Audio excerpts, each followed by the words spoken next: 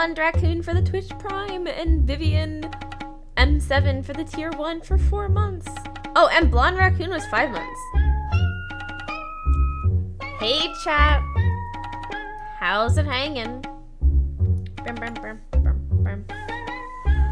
Do you want... Oh, fuck. Hold on.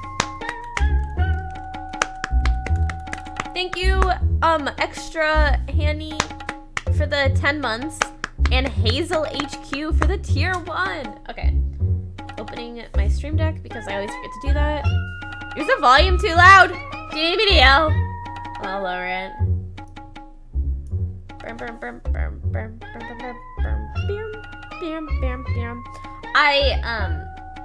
have a queue, chat. Well, not a queue, but I have 1, 2, 3, 4, 5, 6, 7, 8 tabs on YouTube. Oh, let me. Motherfucker, dude, that hurt like a butt cheek on a.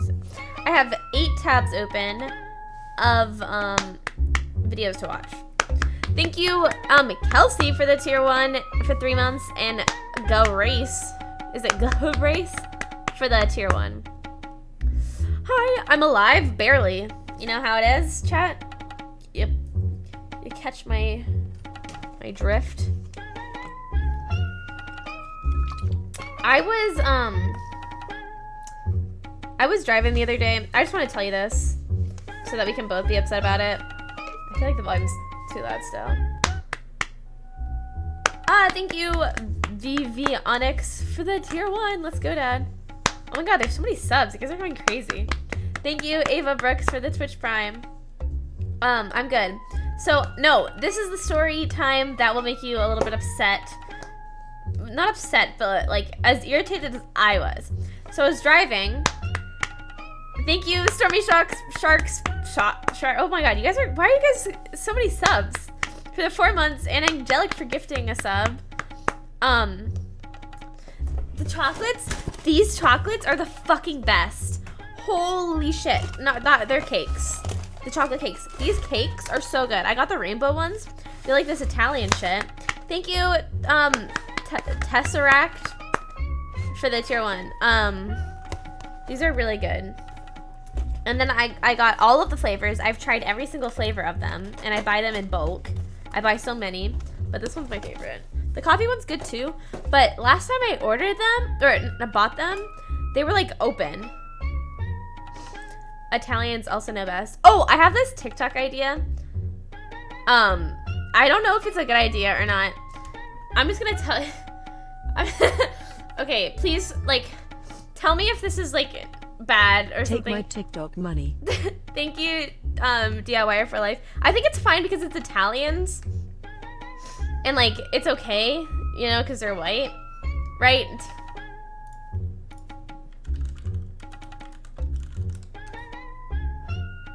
Are Italians white? Are Italians white?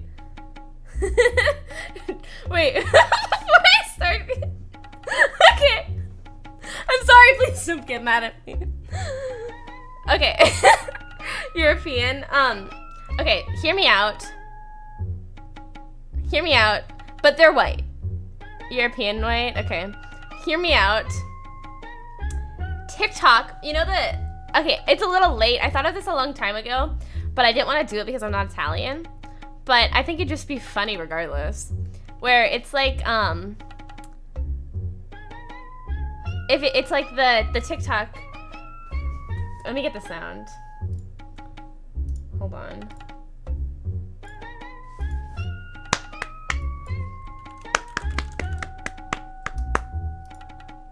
Thank you. Oh, thank you, Nimrod Nessa, for the tier 1.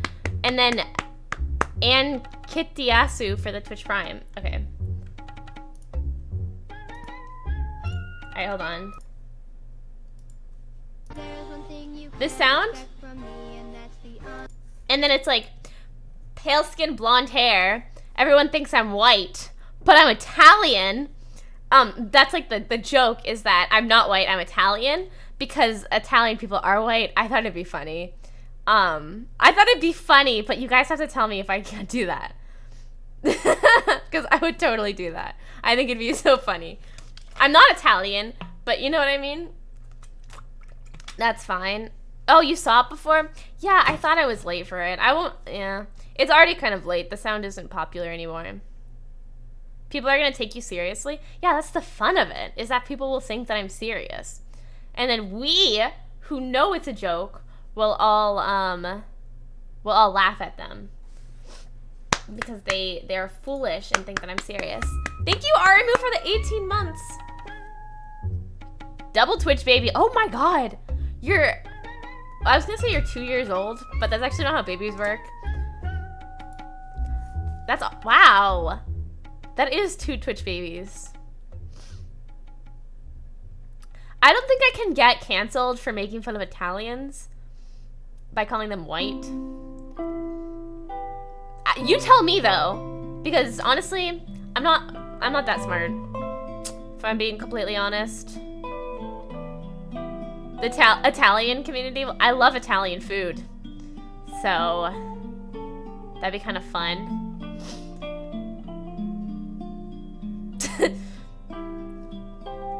Love your the Italians are mean to me, but it's okay because I like pizza and pasta. So I love Italians, by the way. I have Italian friends.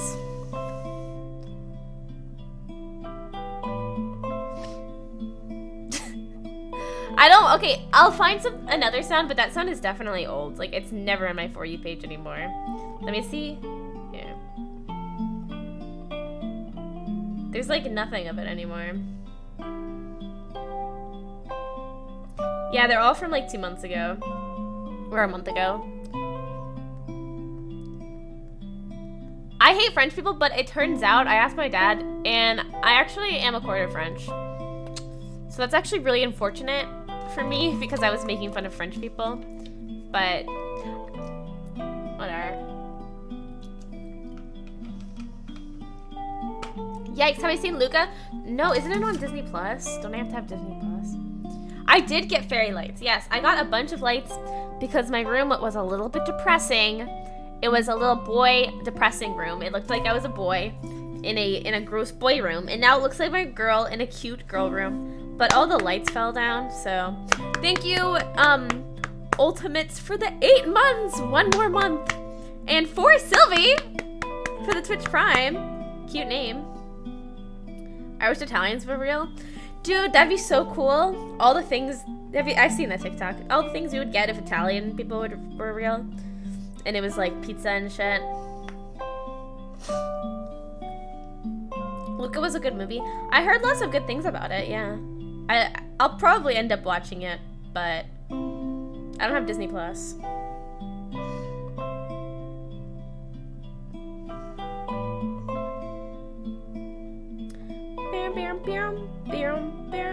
Why are you going dark? Did I say something?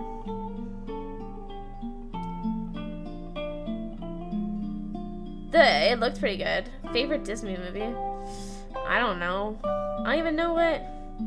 Toys R Us? That's Pixar, right? I'm, TBH, not the biggest Disney fan. I mean, it's like nice and all. Ah, thank you, Psychology, for the tier 1 for 13 months. How are you doing? Is it not Disney? Thank you, Toys R Us. Thank you, Becca Fox, for the Toys R Us.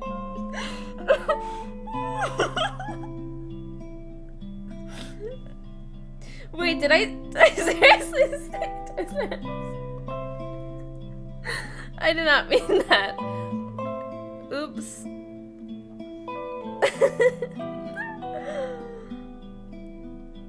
I meant Toy Story. It's not even a store anymore. They closed down. Yeah, Toy Story. Bam, bam, bam, bam, bam. Toys R Us the movie. Maybe they have a movie. I honestly wouldn't be that surprised. Toys R Us the movie.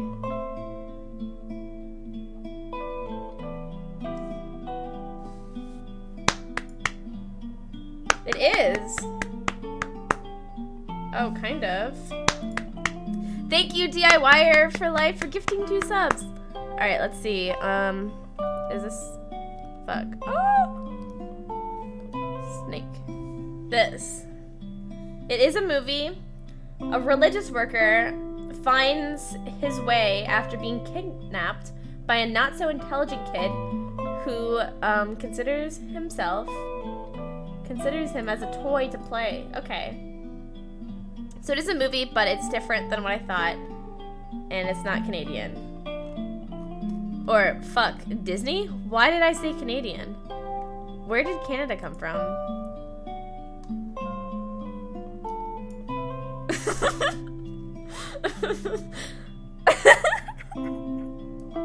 I don't know, it might be Canadian.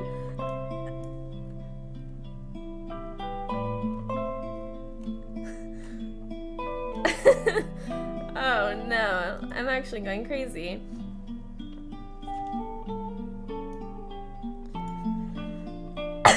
Sylvie, brain today, mod check. I think I am going crazy, to be honest. Think before you speak. How about no? That wouldn't be as fun.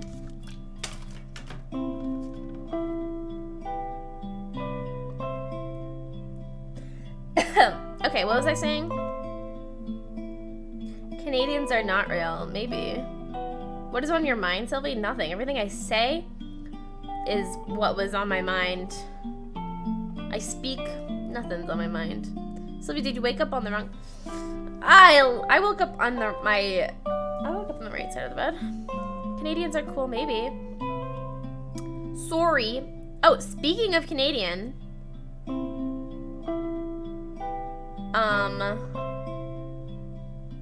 Oh, I've been watching a lot of Nathan For You. So I thought it would be kind of fun if we watch funny clips. Hold on, let me cough.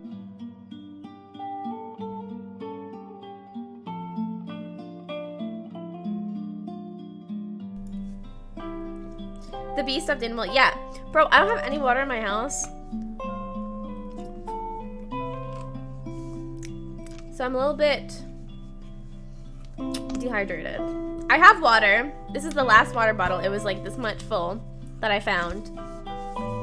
I have no water in my house.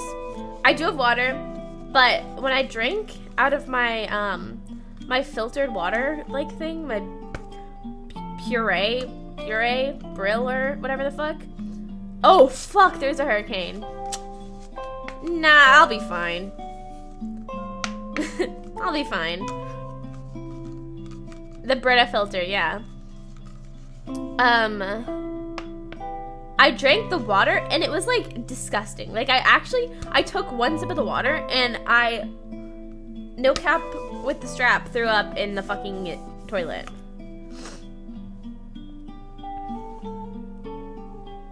I think it was because I looked in my fridge and there was a moldy cucumber.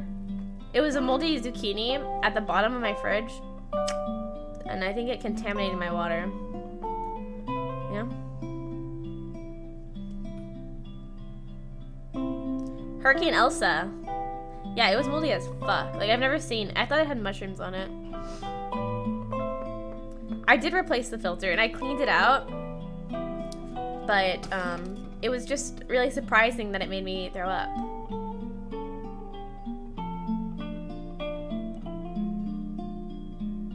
Hi, Italy. My driving story. So I was driving and I thought of this really funny story. I remember it being so funny. I was like, oh my god, I have to tell my stream this. This is such a good story to tell my stream. Okay, I'll definitely, next time I stream, I'm gonna tell them this really good story that's super funny and like the perfect story to tell my stream, okay? And I was driving more and then I was like, let me remember that story I was gonna tell my chat. And then I forgot it. I forgot the story. And I was like, holy fuck, I have to remember like some piece of it. And it's literally gone. It's literally nowhere. It is gone. It was the best story I've ever thought of my entire life. Or like, remembered. And it's gone like forever. Like it is gone. And I was super upset with myself and I was so frustrated. And then I was like, I'll tell my chat about that. So you have that story that I forgot the story to tell you guys. Sorry.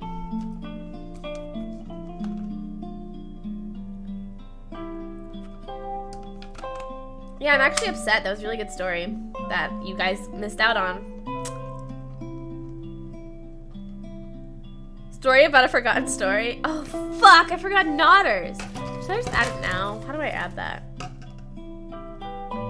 I'm gonna add it. What is it on? BTTV. Cool story, bro. Tell it again. Maybe that's what it was. When I was younger, and people would like, when I was like a child, thank you, Jackie Teller, for the Twitch Prime. When I was a child, and people would tell me, like, I would like say something, and I was like a child, so anything I would say would be stupid. And I would say something, and where the fuck is Nodders? Am I spelling it wrong? And I would say something. Oh my god, there's so many. I wish I could have a sentence, like a full sentence. I wish I could say a full sentence.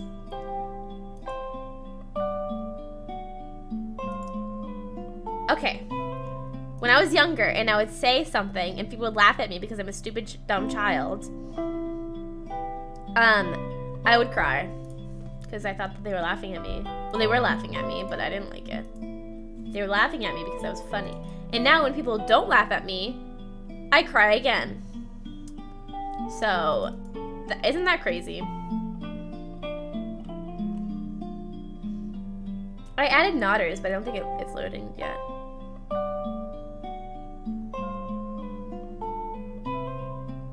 Okay, I'm going to...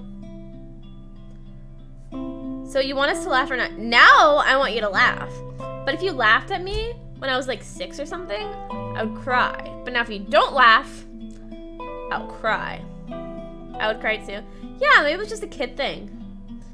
Yeah. It's almost your birthday. Happy birthday, almost. It's almost my birthday too, kind of. It's at the end of the month.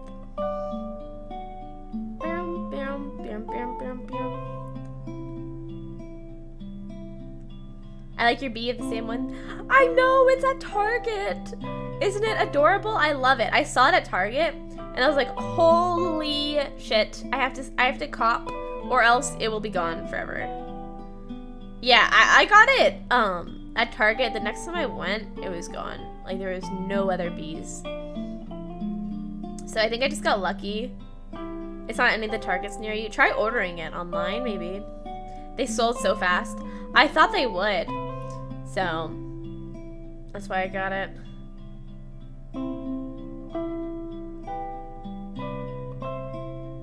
When's my B-day? 26th. What I name my bee? Sylvee? Maybe? Maybe I'll name it Sylvee. Is Sylvee still on the Dream SMP? Because I made Pun's name a bee Sylvee. But I think it died. I think someone killed it. Baby, that's cute.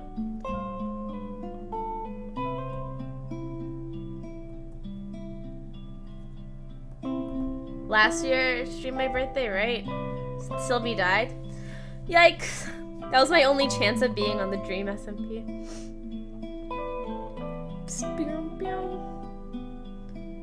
I think it was Sapnap. Sapnap. Do a Q&A video. Q&A stream. Oh, that reminds me. I made a Tumblr.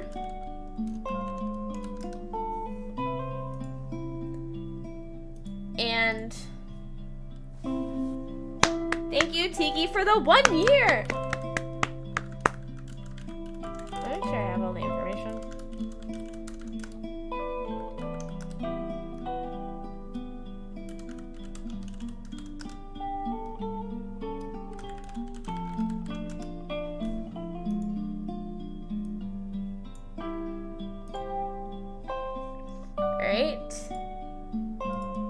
I think I forgot my password. I made a Tumblr and I want to do the question thing so we can do little fun questions there. If you want to follow my Tumblr, it is the same as my... I don't think Tumblr is coming back. It's the same as my, fucking motherfucking...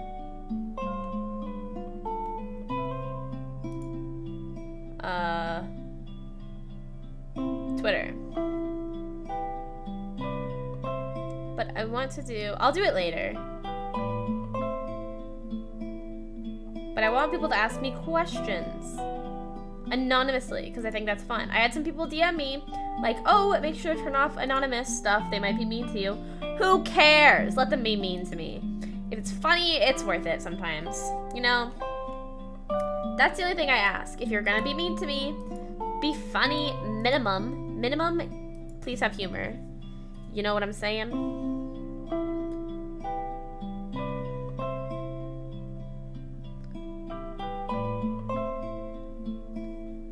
The song makes you want to play Animal Crossing? I did get the capture card that's been in my car for like 8 months out of my car. So we can maybe stream Animal Crossing one day. Do you think you'll ever dye your hair pink again? Maybe one day. Time to cross some animals. You think Sylvee is still alive? Sylvee's on the wiki?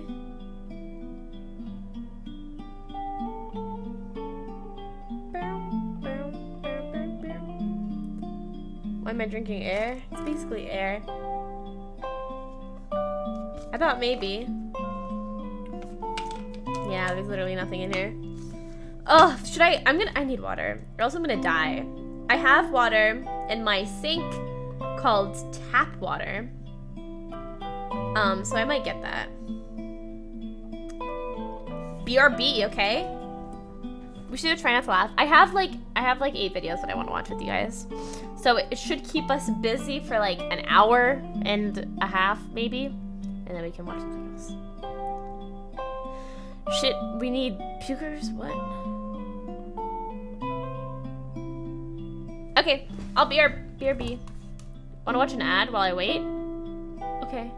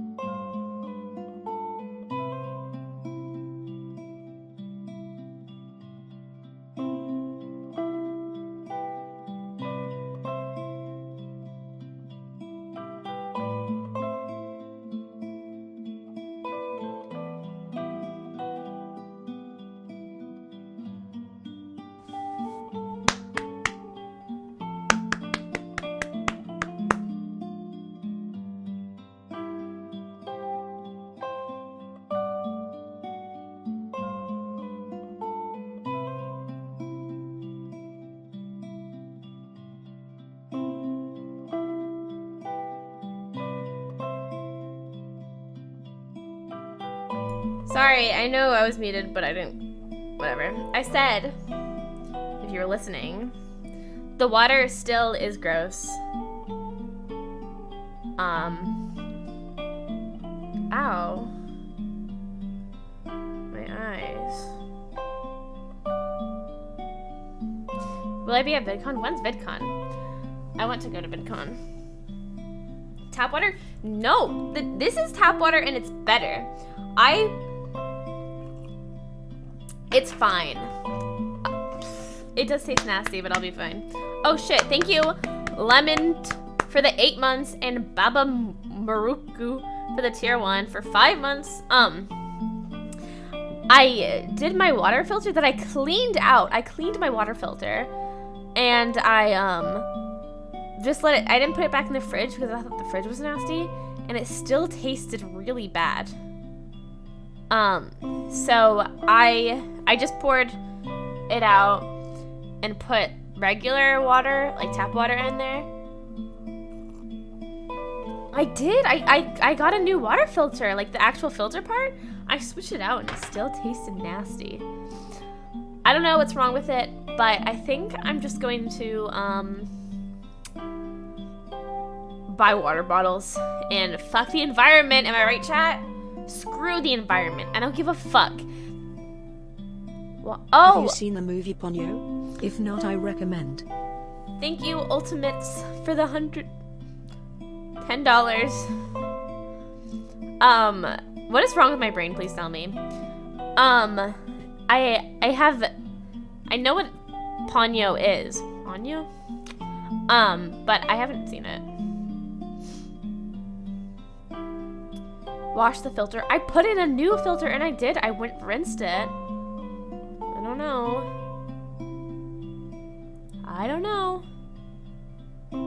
It is sour like funky.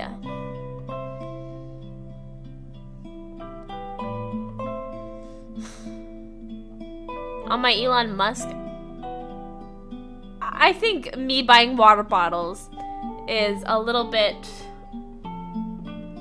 less than Elon Musk's attention to shit. Also, speaking on Elon Musk, he was like, oh, boo-hoo, fuck Bitcoin, we don't take Bitcoin anymore, because it's bad for the environment. He's one to talk about that. Anyway, I'm a Leo. The Gulf of Mexico is on fire. Well, that's actually not my fault. It's probably because of oil. And I actually don't produce oil. Actually, don't produce anything. Boom, boom, boom, boom, boom.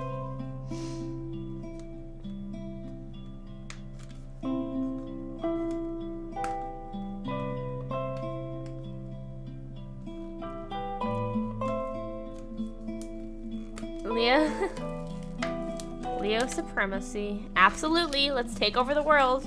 Only people born mid-July to mid-August get to survive. Everyone else, you're dead. Watch out, chat. Okay, let's watch some videos.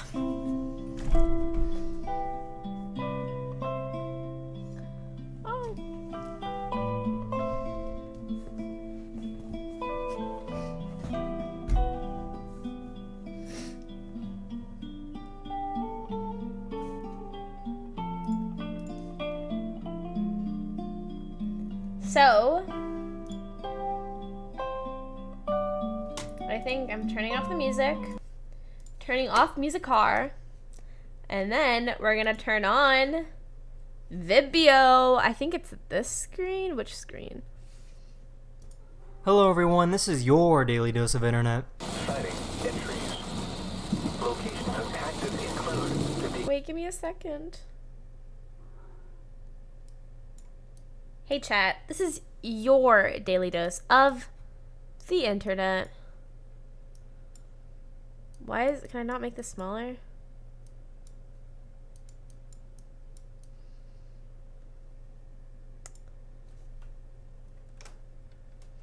There we go. That's better. Okay. What is this?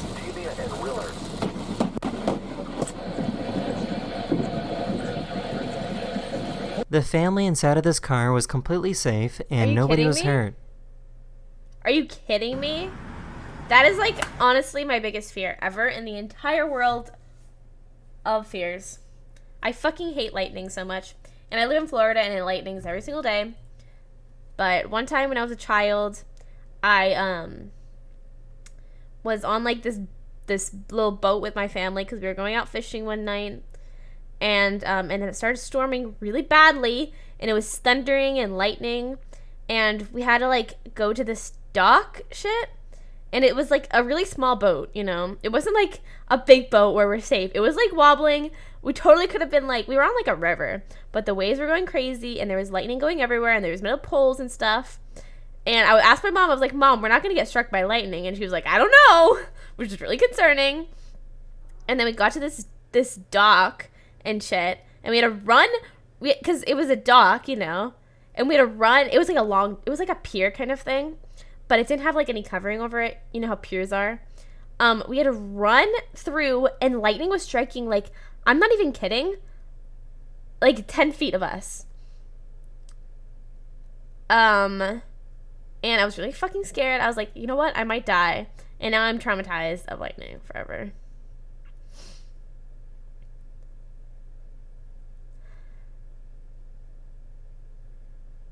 I am so fucking traumatized. I took a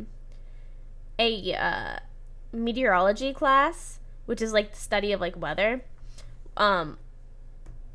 Like when I started taking college classes.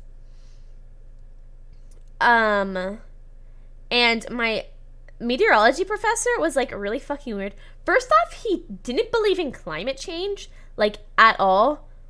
He like supposedly had proof that it was like false and just not true at all. It just made up by like governments and stuff, and he would like argue people about it. Yeah, right. That was concerning. That was the first red flag. He was also just a weirdo. Like, he would read.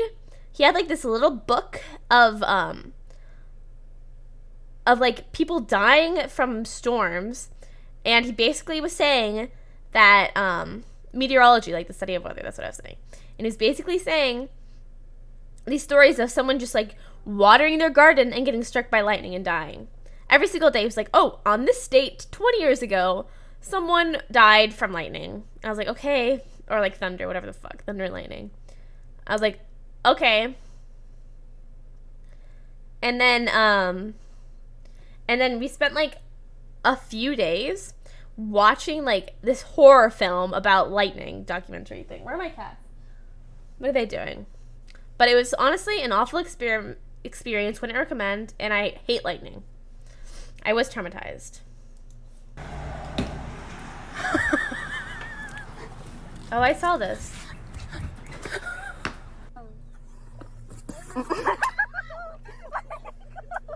I saw this too.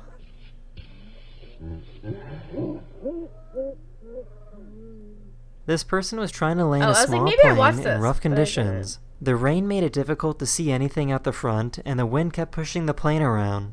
Hey, boy. If I can get this thing set down. Hey, This boy. is awful. I hate this video. I don't like This that. is like storms and stuff. He was still able to safely land the plane. Hell of a tailwind there.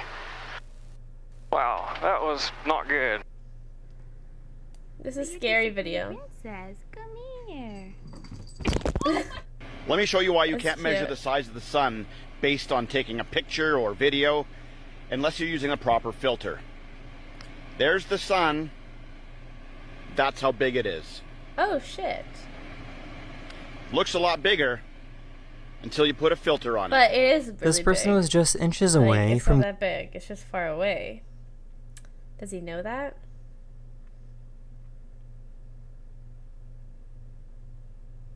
getting hit by a car.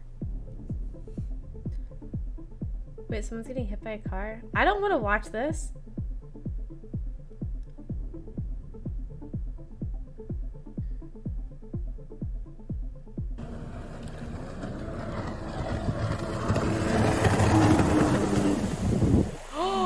Oh my god! Oh fuck. That's not good. That probably hurt a lot. What the fuck?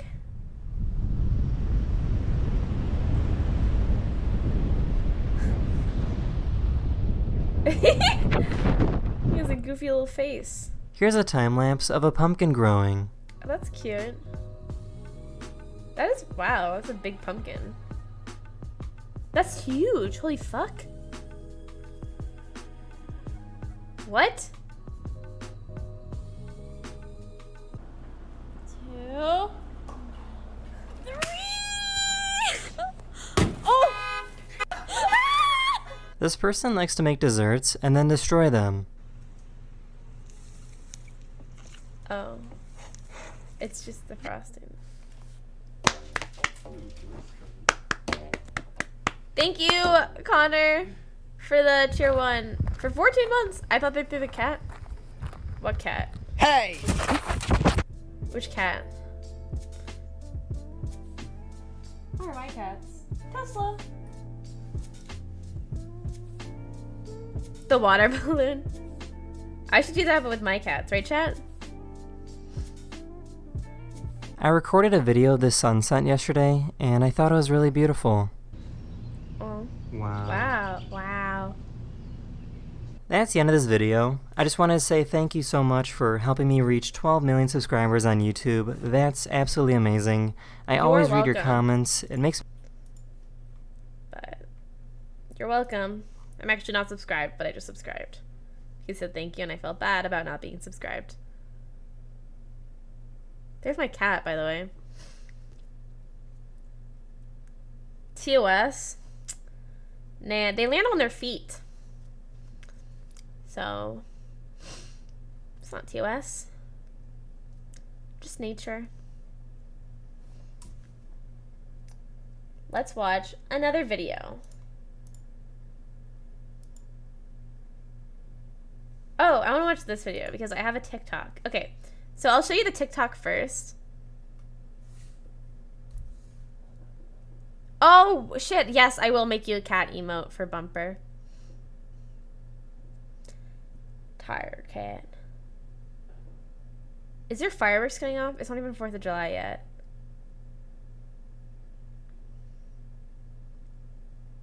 Okay, let me play. Should I play the TikTok first? I'll play it variously throughout. So this is the TikTok. It's my... Oh, oops. It is a very good TikTok. It's my new favorite one. Don't mind me, just sweeping. $10? Useless. A bar of soap. Now I can be squeaky clean. I did the face too, because I like it so much. I think it's really good. It just makes me smile. No, get away. A bar of soap. Now I can be squeaky clean. Don't mind me, just... Don't mind me, just sweeping. $10? Useless. A bar of soap. Now I can be squeaky clean. Really good. Banger TikTok. Okay, now I want to watch this video. It just reminded me of it. When I'm stressed or aggravated, I tend to eat more laundry detergent and soap. I've been stressed. If it's natural soap, it's still not fine because, well, there's not really like, it's still too much of like a base, I think. Like it's gonna fuck up the pH or whatever. I know my uncle made soap, and he made natural soap, but he still needed like chemicals and stuff. Not like chemicals, but like to pour it in. Still not good for you. Don't eat soap. Wow, you came out here. You came here at a right time. At a right time? Yep. That's what I meant to say. I'm glad I said it.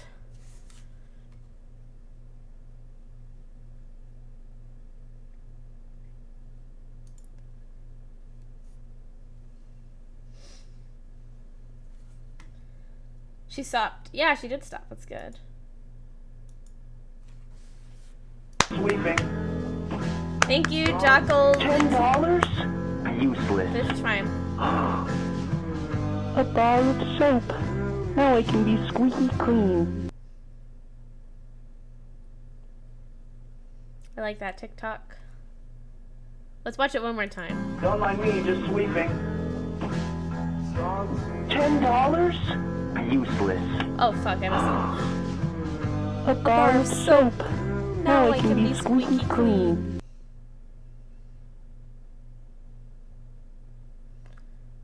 I like the song. I don't even know what the song is. I don't care about the song. I care about the bar of soap. Okay. Don't mind me. Now, let's watch... what should we watch? This isn't going to give me... copyright strike, right? Because we're just going to be watching clips. This is fair use. I took a mass media law class, so this is fair use. I'm offering commentary on Nathan For You clips.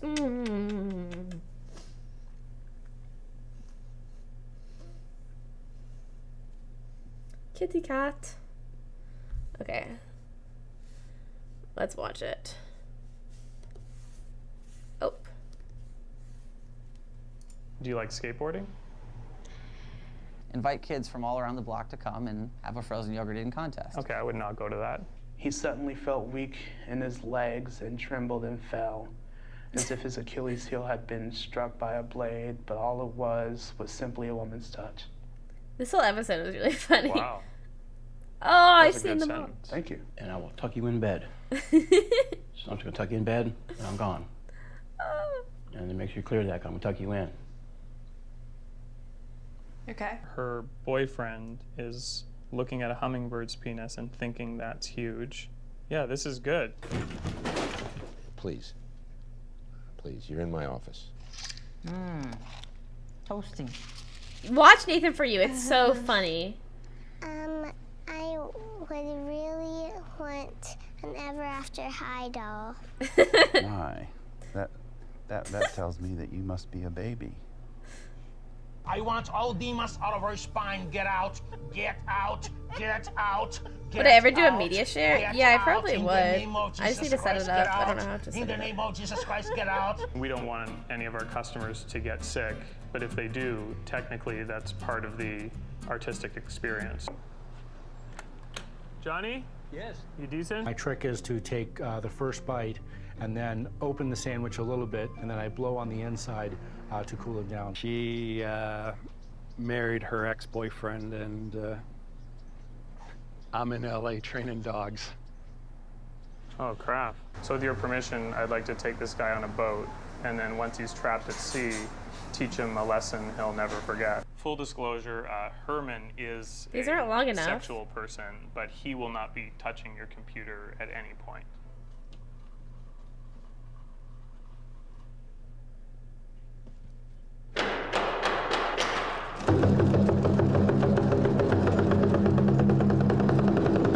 That was an exorcism. But I like drinking my smoothie out of little cups on a tray.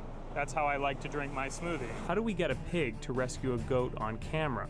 Answer, you can't. It's one thing for Brian to track one of me, but let's see how he does with 9 of me. Oh yeah. Tampa Bay Bandits versus Houston Gamblers. Enjoy. Oh, it's me, Maddie. I'm in heaven now. So sorry I died. Maybe they can drink my grandson's piece very clean. Yeah? Turn off the music. That whole clip was so funny. Turn off the music. Turn off the music. I've never seen someone, a spam email, say like, do you want a 1-inch penis? This is actually smart though, this episode. It was where you have a party invitation and you don't want to invite everyone from your office. So you send someone party invitations that go to their spam. So they can't say they weren't invited, but they won't come. Have you ever been the editor of a newspaper before? No, this will be the first time. I did a preliminary test with a blowtorch on various parts of my body to ensure the gel would protect even my most sensitive regions.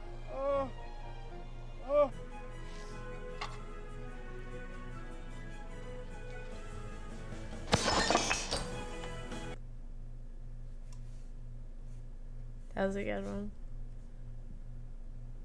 They're funnier longer. That was too short, but I guess you know I want a copyright strike.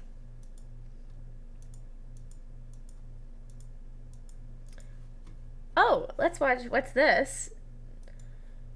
Chat. I don't know what my favorite song is. I wish I could tell you, but I haven't listened to a lot of music recently. New Dream Shorts? Yeah. Yeah. God. Do you want to hear another joke? Yeah, let's hear it. All right. Why did the chicken cross the road?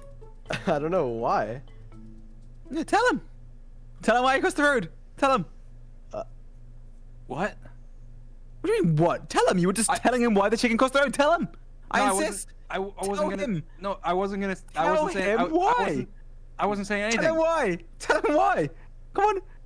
No, I wasn't saying anything about a chicken. You said why did the chicken cross the road? Just tell him. No. There was nothing about chicken. There was nothing about chicken. No. I heard it all. Tell him. Tell him. Tell him. Banger.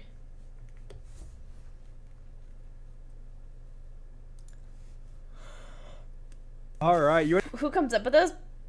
It's Dream Shorts, so probably Dream, right? Or is it Shorts? The sap pranks, those are the best. Those are the best videos for sure. Out of all of them. I'm the mastermind behind all of them. The pranks are so good. The first prank was the best, but they are also better than all of the other shorts. Okay, let's watch this video. It's an Anthony Padilla video. I think Anthony Padilla is funny. Okay, so his older videos on this channel were actually really funny, and then they started getting serious, and they were good quality too. But I want to watch this one because it's his new one. My name is Anthony Padilla, and today I'll be spending a day with people with bipolar disorder to learn the truth about this heavily stigmatized disorder that causes extreme emotional highs and lows. By the end of this video, we'll find out, is living with bipolar disorder a completely manageable hurdle that goes almost unnoticed in most cases? Or are the effects this disorder has on every aspect of life far too psychologically paralyzing for anyone to fully thrive? Yeah, his new video style is very cool, and he's also very funny. Hello, Rivka. Hello, Anthony. I also think it's interesting that he, I don't know, he had Smosh, and then now he has this whole channel that's like completely different, but he's also very successful on it. It's good. I like his videos too. Hey, thanks for having me. He switched from like goofy to like more serious, but he's good at both of them. What does bipolar disorder entail? We have very high highs and very low lows, and it's like very dark in the low, and the high point, it can look like I've got everything together, everything's fine, everything's great. Or it can be like, have you drunk 6 Red Bulls? Like, are you okay? It actually looks like there's a chemical going, like, pumping through your veins. Exactly. Can you explain the difference between mania and depression? Common misconception is that the mania is the fun part. Like, for me, the mania is not fun whatsoever. Racing thoughts. I gotta do this, I gotta do that. Oh my God, it would be so cool. Like, why don't I just build a bookshelf? I truly, like, felt like I couldn't stop, and then some trigger from a traumatic experience as a child or something would come up, or a relationship would end, or I would get into a fight with one of my friends, and then I would get that crash, and then it's hell. Don't tell it's anyone. You know, a couple hours, sometimes multiple days of just like being bedridden. I actually don't want to watch this video anymore. Oh, watch it. Depression. You have the You guys want to know a secret? thought, which is a delusion, which is this will last forever. I have this. This is making me upset. I don't want to watch it anymore. We're gonna watch something else.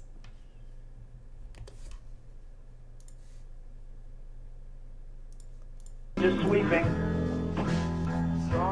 $10? Useless.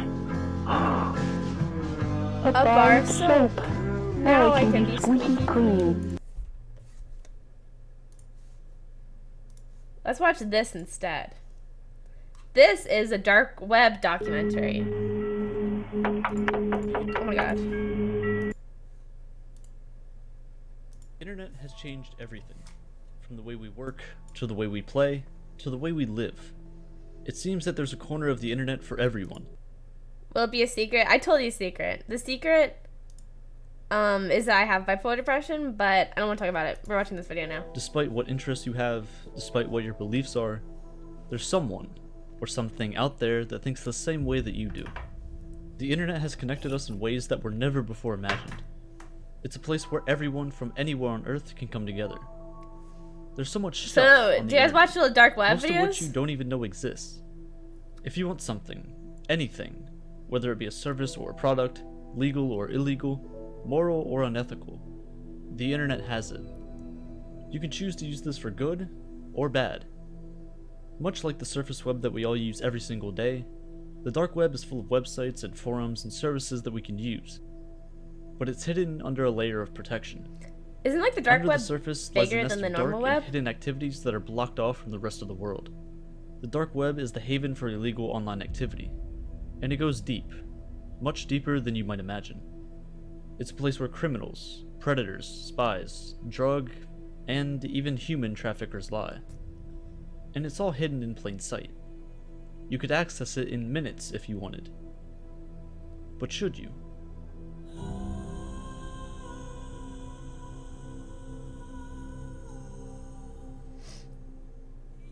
Videos like this are interesting. You can break down the internet into 3 separate categories. First off, we have the surface web. This is everything that you use on a daily basis. YouTube, Twitter, any social media at all.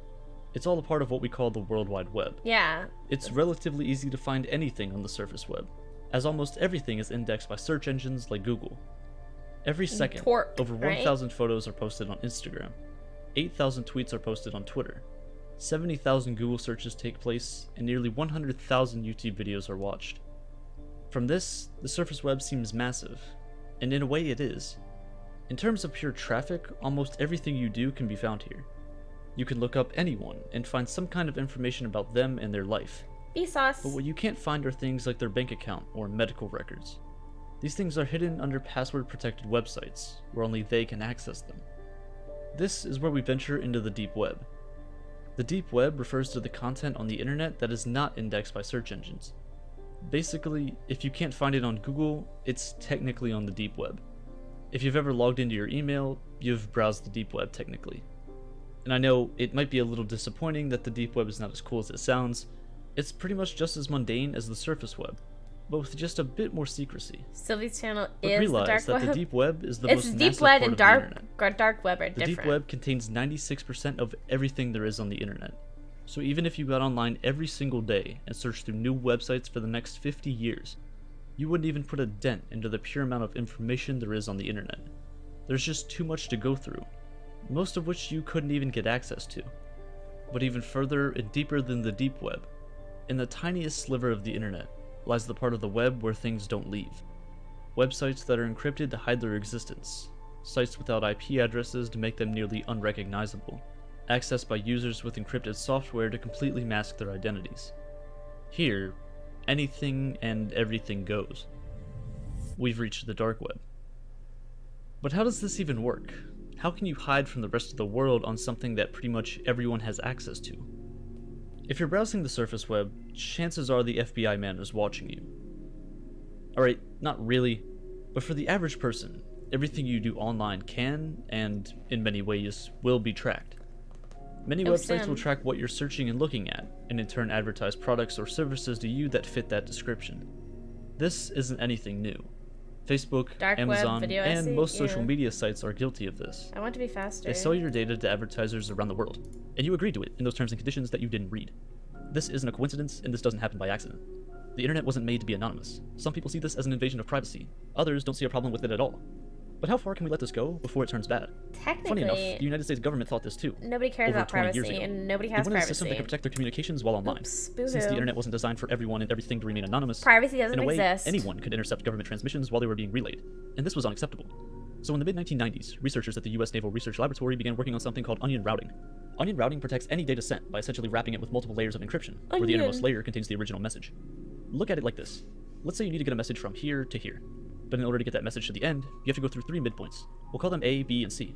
The message is then wrapped in 3 layers of encryption. Each layer only knows where the message previously came from and where to send it next, nothing else. So the message, or whatever data that was originally sent, remains hidden. At each midpoint, a layer of encryption is stripped, and the new layer's information tells it where to send the message to next. Eventually, after traveling through all the points, the final layer is stripped, and the message is revealed.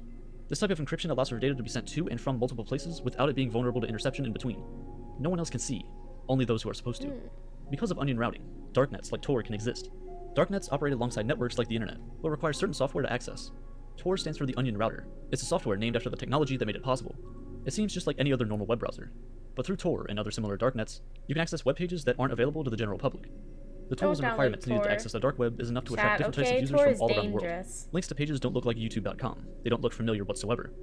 Instead, they tend to look like random strings of characters, ending not in .com, not in .org, but .onion. If you attempt to access these websites through any traditional web browser, it's not going to work. But when using Tor, it will. This is the dark web. Your first step into it, at least. This is the hidden wiki. It contains a list of hundreds of different hidden services you can find on the dark web. You can find fake US driver's licenses and passports. You can find illegal weapons. You can find drugs. It's all here. And we're barely scratching the surface. Is that the quote? Just like on the surface web, marketplaces are extremely popular on the dark web. Like here, ogres. You can buy things that you may struggle to get elsewhere, like rocket launchers. Now, I don't condone you doing any of this, but if you wanted to purchase things from sites on the dark web, here's how you would do it. Using traditional forms of payment on the dark web doesn't make much sense. Using things such as credit cards can easily be tracked, taking the anonymity of things away. And now look, you're in jail. Crypto. For these reasons, virtual currency is king. This is where Bitcoin comes in. Due to Bitcoin's almost anonymous nature, its use alongside other cryptocurrencies is pivotal in running any anonymous marketplace.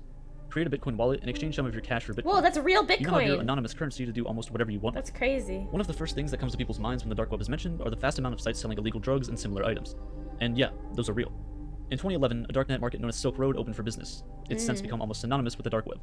Here you could buy any illegal drug you've ever dreamed of. Sellers from all over the world sold things from weed to cocaine, from DMT to LSD. If drugs aren't your thing, they also sold things like guns, counterfeit cash, and some books and clothes as well. Oh, but after only 2 years in operation, the site was Fun. seized by the FBI and taken down in October 2013. Over the course of only 2 years, 2011 to 2013, Silk Road generated over 9.5 million Bitcoin in revenue. Now, stretching this a bit, if you sold these Bitcoin at the peak of its price in 2017, which was roughly $20,000, Silk Road's total revenue would amount to over $187 billion in just 2 years. Silk Road and other dark web markets actually played a pretty big hand in the rise of Bitcoin. In 2011, when Silk Road was created, Bitcoin was valued at less than $1. But because the dark web pretty much requires a decentralized cryptocurrency, it was a perfect choice. To be honest, Bitcoin wouldn't be where it is today without a bit of illegal activity. The creator, Ross Ulbricht, was found and arrested in 2013, which was ultimately the reason the site was taken down. He was given 2 life sentences. My friend, you guys know what Craig is? Like that like study website thing?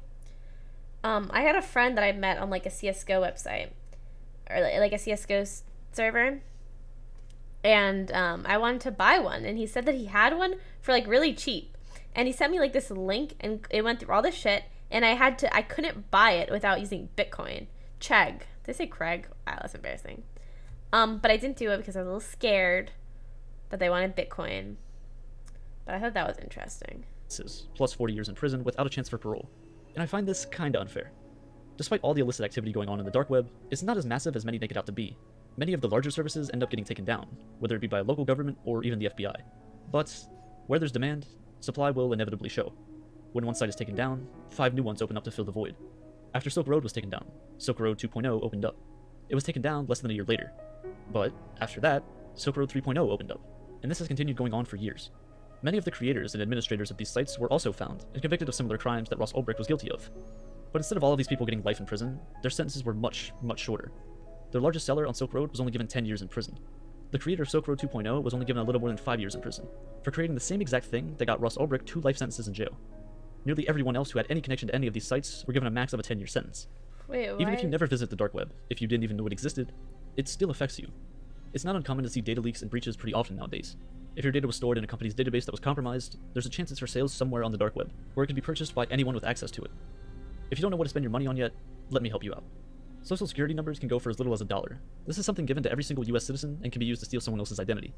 Botnets are also pretty cheap. For as little as a few dollars an hour, you can perform a distributed denial of service, or DDoS attack, to essentially take almost any website or service temporarily offline. These botnets can severely affect anyone or any business that is targeted. If you've ever played video games online before, someone's probably done this to you. You can also buy someone's medical records for as low as $50. There's also stolen credit cards for sale as well. Just buy one, rack up the bill, and then never pay it. A lot of this data isn't even for sale. It's just out there. There are websites leaking the information of politicians, celebrities, and even normal people like you and I, and there's not much you can really do about it. But even worse than this, there are some even darker things that can be carried out on the dark web. There are multiple hitman services claiming to be able to kill almost anyone in the world you want for as little as $5,000. Many of these have been revealed to be scams, but not all of them. But even though these may be scams, the fact that there are people out there who trust random people on the internet to carry out real murders is concerning to say the least. There's also services selling real human organs. How they acquired these, we'll never know. But if you need one, they're there. Child pornography is, unfortunately, a larger part of this than I'd like to admit. Sites such as Lolita City and Playpen have been taken down. But during their peaks, sites like these had over 200,000 users. Similar forums exist that discuss ways of abducting children from different parts of the world, where people would have discussions about how to hide them, what kind of kids they owned, and even darker things that they would do to them when no one else is around. That's nasty. This is only a small look into this deep and dark corner of the internet. The lack of rules here Don't go on allows the dark anything web, to exist. okay? The deeper you go, the scarier things you'll find. But yet, despite all of these things that exist on the dark web, roughly half of all the funding for Tor still comes from the United States government, which is actually astounding when you consider the reputation that the dark web has. A lot of people that have been arrested and thrown in prison for illegal activities on the dark web don't even seem physically threatening whatsoever. But if you can run a drug empire online, or hire hitmen for a couple Bitcoin without ever having to put yourself in danger, you might not have to be. These are people you could see walking down the street. These are people that are in line behind you at the grocery store. They seem just like normal people, and you wouldn't even know what they're a part of just by looking at them. The dark web is portrayed as the vast criminal underground where millions... Where it's like that guy at the party, and he's like, this guy doesn't know that I sell drugs on the internet. Like, these people don't know, and everyone's like dancing at the party, and he's drinking. The worst people in You society. guys know the meme? And while this is partly true, it's not entirely that. The title doesn't matter. matter. Around 2,000 to 10,000 of these hidden Yeah, well, I services in the wanted to dark watch web, funny with only videos, a but little I over couldn't half of them being find deemed any. illicit content. But then again, these numbers cannot be taken as fact because, well, hidden services are by design meant to be hidden. Out of these few thousand websites, only less than 6% of people who use Tor actually use these hidden services. That's less than 120,000 people. Out of the billions of people who use the internet, 100,000 use the dark web. Out of the billions of websites that exist, a few thousand of them are deemed illicit. This is just a drop of water in the ocean. There's no surprise that not everyone in the world is as genuine as they may seem. But that's the gamble you take. That's the price you pay for this. While those darkest parts of the web exist, other parts exist to help the rest of the world. Plenty of countries around the world censor internet content that is deemed to be obscene by a higher power, typically governments. The dark web provides a haven where none of this censorship exists, providing the truth in many situations that people otherwise would have never seen. It gives people a place to truly speak about and report on things that are important without fear of censorship or even physical threats. Many of the largest news reporting it networks to operate who? dark web People that are like creepy?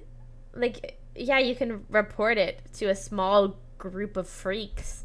services to allow people to come forward with information without the fear of being caught or publicly ridiculed. Oh, I guess that's But true. to be honest, everyone puts their entire lives on the internet at this point.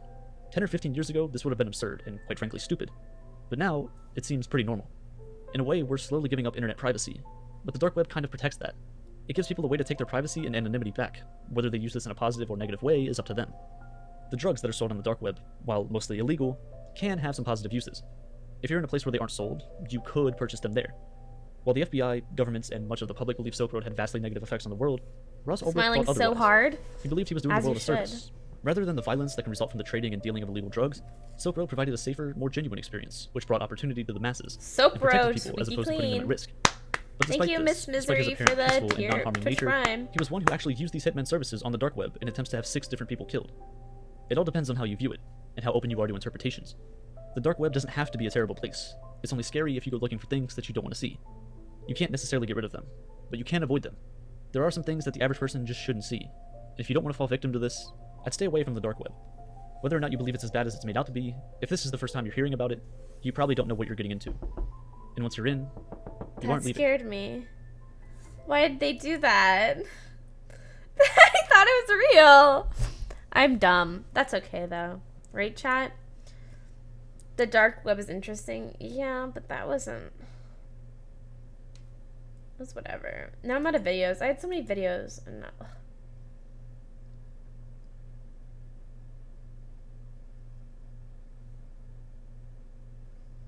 Oh, let's watch. I'm sorry.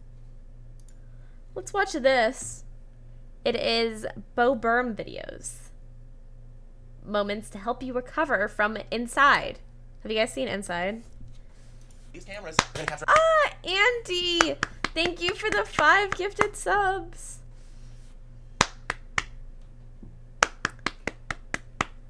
Inside was kind of boring. Well, it wasn't boring. It was actually really good.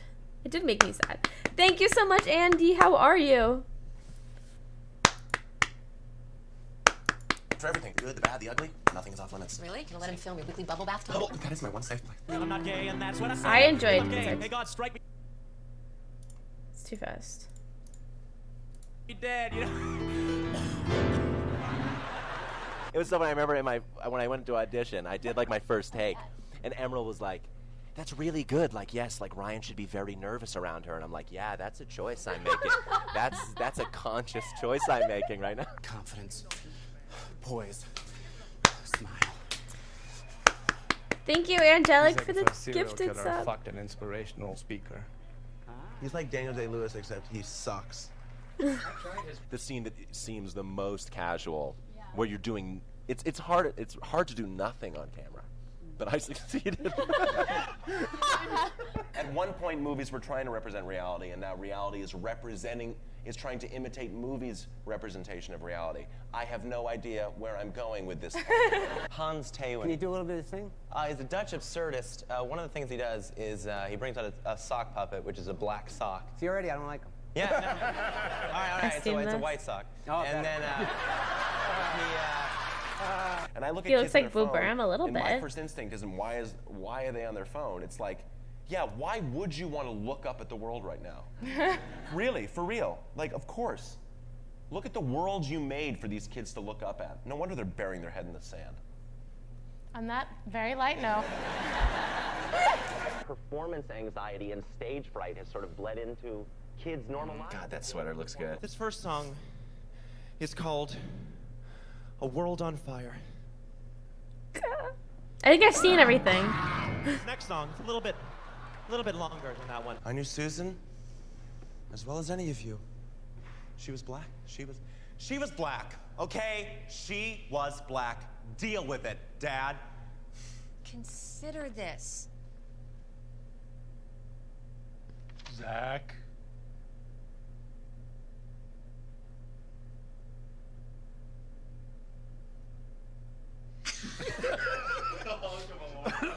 When she graduated 8th grade, a week later, we filmed the movie, and then a week after she went. Shut up. The fact that it's had such a positive Shut up. Reception. You know what? Reception. I'm trying to get I'm getting really bad receival in here, but. We just played in Alabama. They just like the lights. I didn't even need to do jokes. Motherfuckers got moving candles. No, not quite. Gotta warn you guys though, the cameras do add a few pounds. Are both songs DMCA? muscle. Oh my god. Oh, Zach Stone's got muscle. Oh, I don't know. I would assume so. This is how your arms stand when you got lots of muscle. All right. I'm living my dreams. Wow! Justin Bieber and Selena Gomez were in the audience, is that right? Yeah, I didn't know that they were there. I didn't know he knew my stuff. I didn't know Bieber personally. But it was in the Largo, which is a theater here. Yeah, it's a no, I've done theater. that theater. It's not huge, it's pretty small. Yeah, and I have a bit in my act that sort of makes fun of Justin Bieber and some of these young pop stars. Basically, it's a song, and it mocks the way that those songs are written, which I think is... What the songs basically do is they're love songs to girls, and they describe the girls as vaguely as they possibly can, so that every girl can think that song's about them. So it's like I love how your fingerprints are different than everybody else's, and like I love how your eyes have that like bluish, brownish, greenish color, and your torso has an arm on either side of it, or like whatever.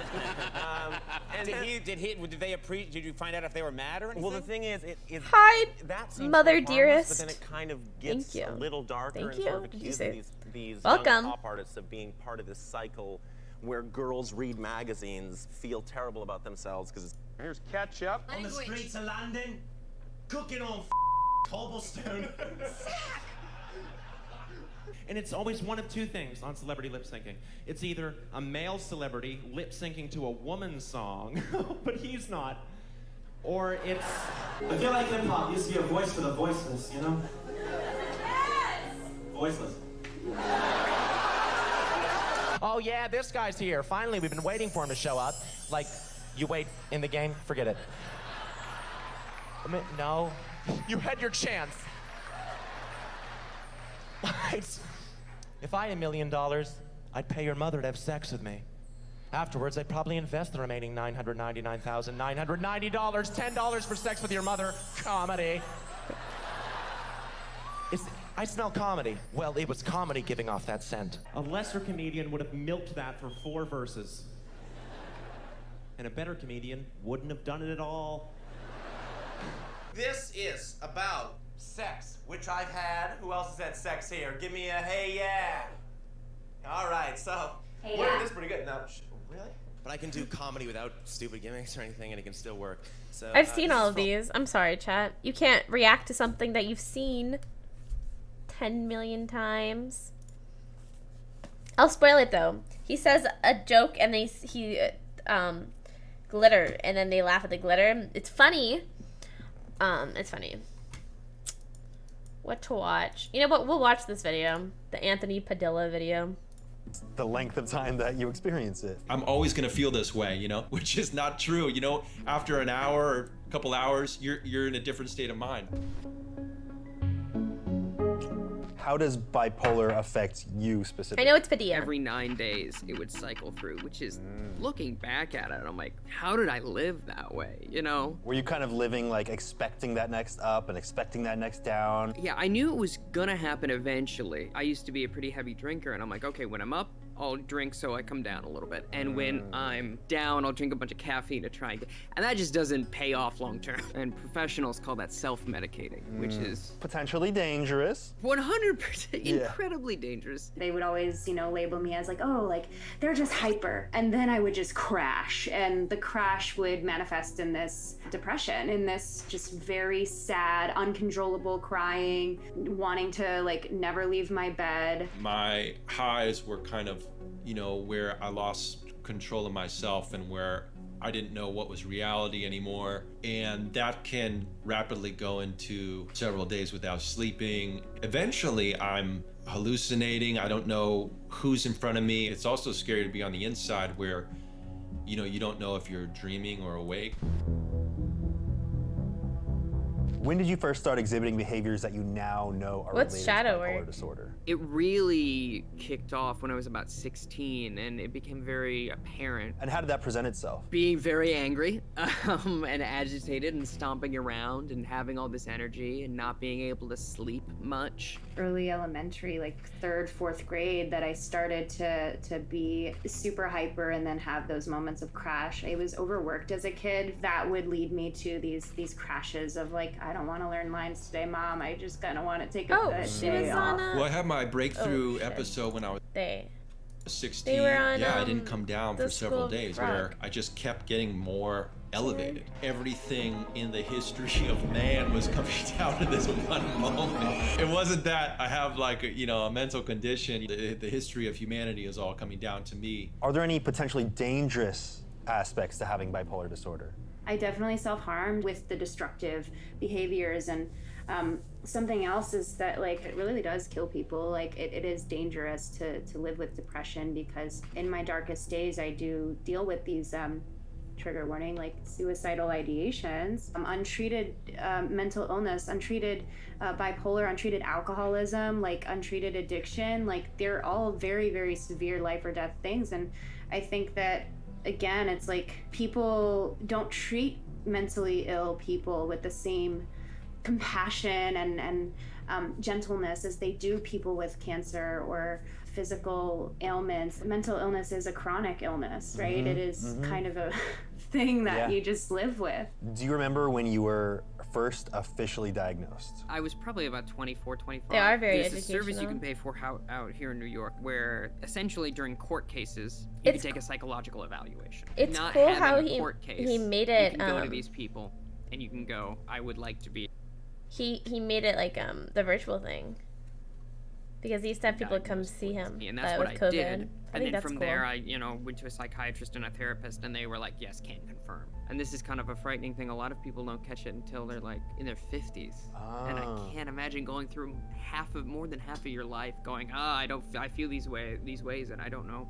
There's no explanation. I brought myself to a hospital because I was experiencing like probably the worst depression I had ever felt in my entire life. I wanted to kill myself. The doctor that I was working with like went into another room, and then I like got an email from this audition that I had booked something, and I instantly like, everything's fixed, everything's great, I booked it, I'm good. I called my agent, I was just like, everything's amazing, I just booked this thing. And the doctor came back in, was like, you're bipolar. And I was just like, I know. So did you have a sense of relief?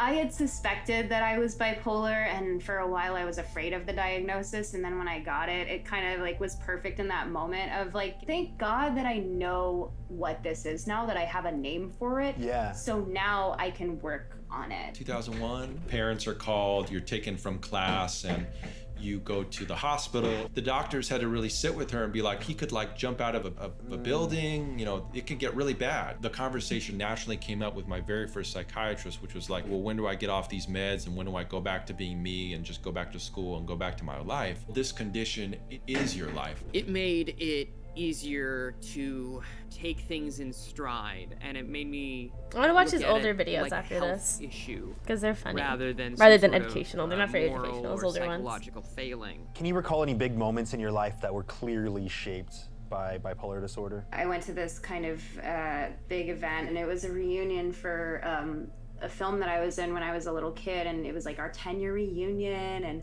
you know, it was like 3 full days of partying, essentially. I went back to school after the reunion, after all of that partying, like with basically, I think, a combo of like 12 hours of sleep over like a week. And then like, I had the crash and my body just shut down. I couldn't stop crying.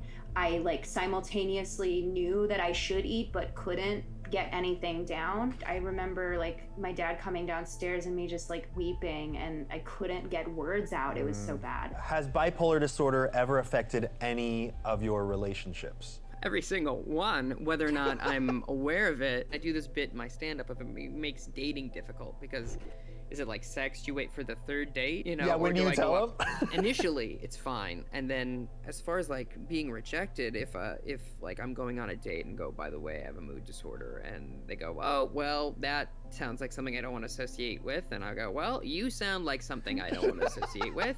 I can come on as someone who is a suitable match in the beginning, someone who's humorous and who is personable and a good listener, but then over the stretch of time, when you see the full range of emotions that I go through in a year or 2 years. Oh, they were the basis. That's what they were. Second opinion on is this guy gonna be your man? Taking it back, you're starting to reevaluate. That actually makes sense. And I think the one thing I've learned about dating is that when I hold those stories back, it never goes anywhere because they can sense there's this hidden history that I'm not, you know, divulging. Is there anything that helps you ease unwanted symptoms? At first I took medication that was heavily monitored by my psychiatrist. I have a list of just activities that I need to do, that if I'm ever starting to feel low or feel dark, grabbing a book off my shelf and flipping to a random page, typically it's exactly what I need to hear, or going outside, going for a walk, grabbing a donut. Just practicing self-care, being kind to yourself, being more present. And yeah, the number one thing for me is just like acceptance. This is probably something that I will live with for the rest of my life, and so in order to be able to live with it without it overwhelming me and getting absorbed and drowning in the like waves of my emotions, right? Just using these tools that I've found as kind of a surfboard, so I'm able to like ride the waves, and knowing that sometimes the wind's gonna knock me off, right? But he has and I will land in that water occasionally. But we should be valuing ourselves based on I thought I made them even, but he has the face face ones. Like falling down instead of the fact that we fell down at all. Amen. There it is. I love that. You're a comedian, and a bunch of your jokes and routines are centered around things relating to bipolar disorder. Tesla's more cuddly, especially in my chair. Has that been helpful for you? I think that humor is the first step towards, communication, and communication the first step towards empathy, and empathy understanding. It's a chain. And if you can express yourself in a way that's, it's palatable, it's really helped kind of bridge gaps. I just kind of was on a quest to make mental illness funny again, Totally hilarious. Thank you. Grace was found for the 5 gifted subs. It's not just jokes, but it's also kind of a cathartic moment for you. Thank you so much. It is very therapeutic, and you don't want your set to be just therapy. I mean, that's not fun, right? But all performance is therapeutic, even if you're doing some silly stuff that doesn't mean that much to you. Before we continue learning about the world of bipolar disorder, how do you wish people in society would perceive and treat people with bipolar disorder? Thank you, Newbly, for the 14 months. I just want to take a moment to reiterate that these videos are not intended to diagnose any condition or disorder, and I encourage anyone who feels that they might relate to any diagnosis of the guests in these videos to do some additional research and consider a proper diagnosis from a licensed professional. And that brings me to our sponsor, BetterHelp, who I'd like to thank for our continued partnership. I've talked a bit about how therapy has been really helpful for me, but therapy can be customized. Yeah, to Anthony is right very for you good. And can be really useful in providing tools to help with motivation or feelings of depression, anxiety, I'm stress, glad he's insecurity, or whatever else you might specifically I'm need. glad he's doing these BetterHelp has videos been instead of continuing to back at improve Smosh, throughout the years where they're and making, screens like, all their goofy videos. therapists to ensure that they have experience and are certified and licensed, and they provide customized online therapy that offers video, phone, and even live chat sessions with your licensed therapist. So you don't even have to see anyone on camera or speak over the phone if that's not something that you're comfortable with. Therapy can be expensive, and the price of finding a therapist you like and actually click But with he did can daily really start to get vlogs. overwhelming. Yeah, Which is I why remember. BetterHelp I used offers to a more watch him affordable alternative and like in-person Ian, therapy and they would just where like you can get start food and eat communicating with your together. licensed therapist And he in had less one than 48 girlfriend. hours. So thanks again to a long BetterHelp time for ago, and giving they us did Spend a videos Day with together. viewers and listeners I don't think they're together. 10% Well, off they're their not first together month anymore. at betterhelp.com/Padilla. But I remember watching those videos too.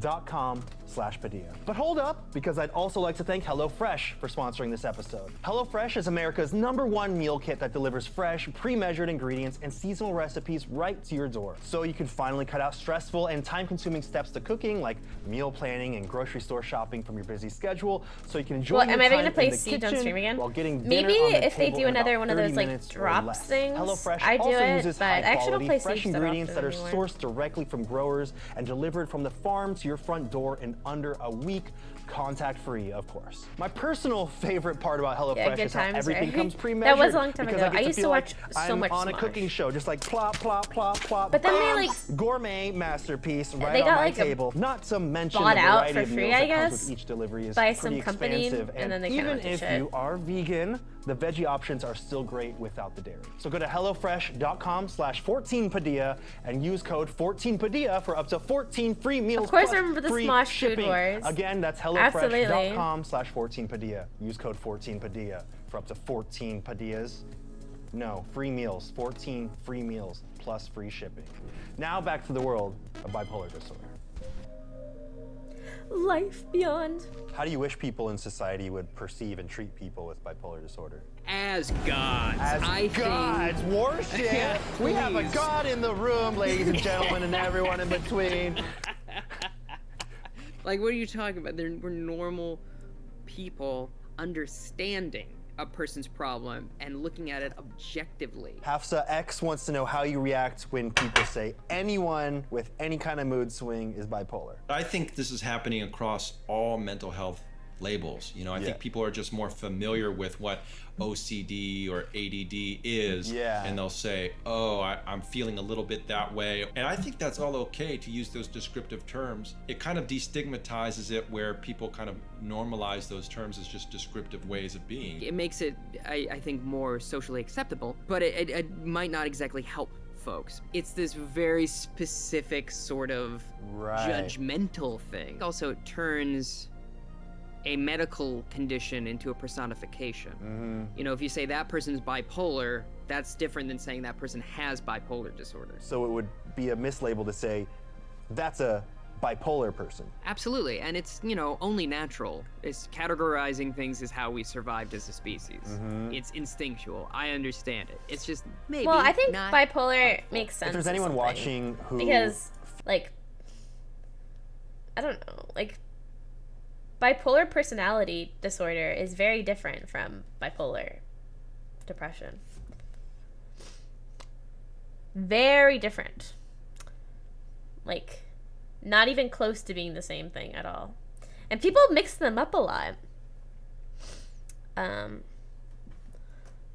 But their names are very similar. I used to think that they were the same thing too. Bipolar disorder, or like, it's literally bipolar personality disorder and bipolar disorder.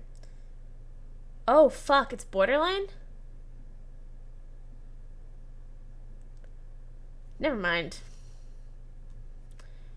I think there is something called bipolar personality, though. Oh.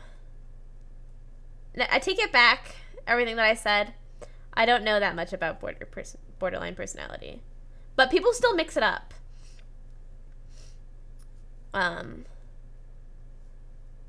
Yeah, I don't know anything about it then. I know about bipolar disorder. Because that's what my doctor tells me.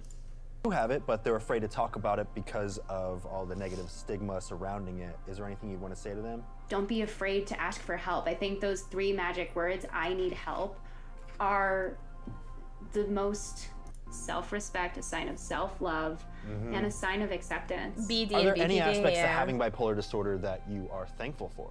It's They given do. I think me the acronym. definitely Maybe a that's what lot it of is. courage, because like to get up in front of people and say I'm bipolar on the internet, that takes a lot of chutzpah, Bipolar is also as manic my dad depression. would say. Yeah. Translation? That's like true. balls. Not what I was expecting. What do you think the biggest misconception is about bipolar disorder? It's that it's constantly up or down. We sit on the surface a lot of the time. We're riding those waves. It's not all on or off. There is some in between. Bipolar people shouldn't be trusted, and they're not someone that you know, maybe is worth your time. I think it's important to recognize that everyone has something going on with them. Everyone has personal experience that they are trying to get through. Whether that they have a label or not is really up to them. All right, you got 5 seconds to shout out or promote anything you want directly into camera. Go. You can find me at Mad1Media at Is there Nodders yet? Twitter account Tristan I J think it's Miller working 1, right now, TristanJMiller.com. but I added it. do a podcast, The Amateur Detective Club. I host a podcast called Where Are We Now, where I get to connect, chat, and kiki with other fellow former child stars. Click the button. There's a button somewhere. It's below, most likely. I'm not sure. This has been fun for me. It should be fun for That's you. awesome. It's fun for me. Let's watch another video. Oh, do we want to watch some drama? Wait, okay. Let's watch an older video and then let's find some drama. Do we want to watch drama? Oops.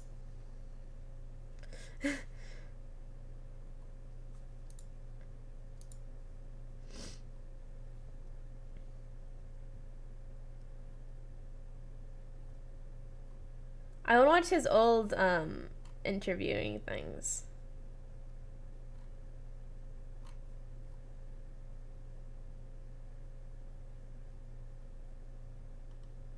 Okay, we're gonna watch these 2 videos. My name's Anthony Padilla, and today I'll be spending a day with...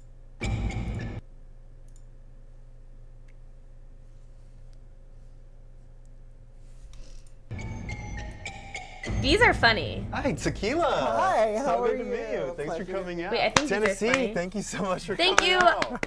Olive, for the tier 1. Yeah. Have you ever time traveled? Yes, I have time traveled. In dreams. In dreams, you've time traveled. Yes. I think How do these you are time funny. travel? I use inner space, but I'm looking to use outer space to penetrate inner space in the future. Time travel in your dreams is very colorful for me. And there's like color barriers. There's like the aurora borealis. Swim through the aurora borealis. His setup towards glow up, your right? destination. If you could travel in Right? time Look with at this. This one looks like person, who would it be? a prison. Farrah Fawcett. Let's role play real quick. I'll be Farrah Fawcett. Go. Hey, Tennessee. Being a time traveler, has there been anything you saw coming before it actually happened? Yes, my mother. I picked her out. I saw her from a cloud and said, I want her to be my mother. She was the next ship going out, so I got on it. These are actors. I don't think so. The spaceship that we travel in to get to Earth. Is there a song that you can sing about time travel? Let's travel time to the future. Sometimes I often wonder why I appeal to man. So you tell me you have some Same. actual diagrams. So from your relatable. Time traveling. That's actually a banger clip. This is the first one. Okay. What's happening is the man's on his couch. Is that you here? Yes. Are you that man? That'll be me. Okay. And I'll be smoking. Wait, a is it little Tequila pot, and eating a Tennessee? Milky Are those the Way, people that he's interviewing? Listening to chords of music. and I think they're about serious. A UFO. What do you recommend eating before time traveling? Artichokes. Just like artichokes? Artichokes or beets. Beets are good. Would you be willing to try time traveling if I got these things for you? Thank you, Faith Terry, Yeah? for the Twitch Okay. Prime. I'll be right back. Just wait 1 second. I prefer the artichokes. Artichokes. Nature's Jolly Rancher. No. She's pissed off. Found these Milky Ways. Milky Way. Yeah. Okay. And okay, just put one away for later. And there is, you said one of the steps was smoking pot? Yeah, smoking pot. Do I have to do this all at once? Like, how does this work? Well, as soon as I get stoned. But when do you want to start filming?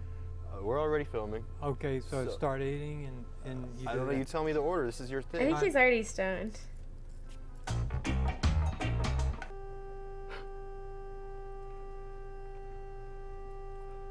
Okay, what time do you want me to go to?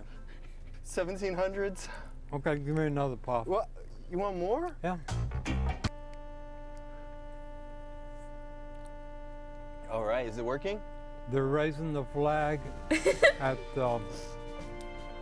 Washington Monument. What does it look like?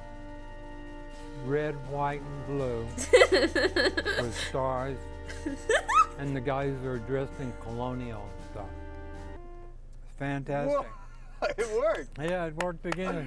I think you deserve a round of applause for that. All right. Good job. He's so happy with exactly himself. believe they time travel in the scientific sense, but who am I? Wait, hold on. I want to see the flat earthers one.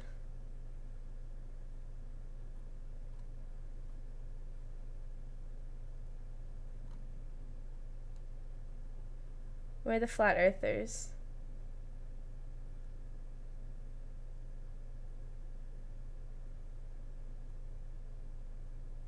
Where are the flat earthers?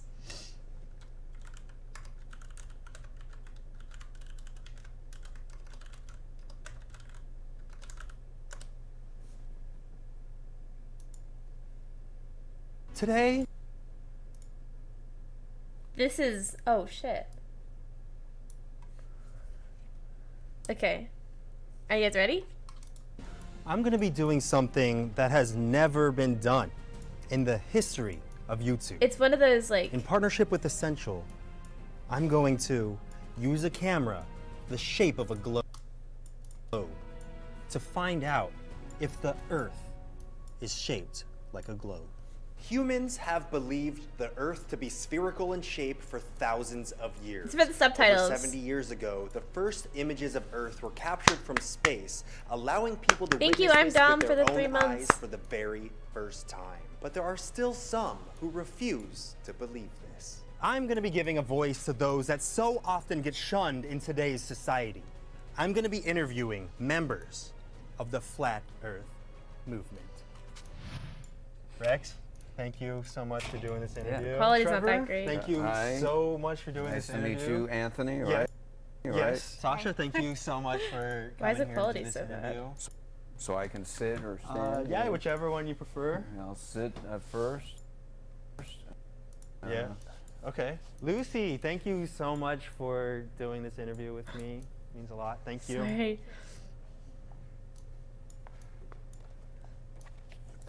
Do you call yourself a flat earther? Well, I would say what I am for sure is I know without a doubt that we don't live on a spinning ball. Is it Flat Earth Society? No, I don't consider myself to be in any society. Sorry, I can't really. The maximum height is 2,097 feet of Catalina. It's about 48 miles from the Santa Monica Pier. Can you help me move this?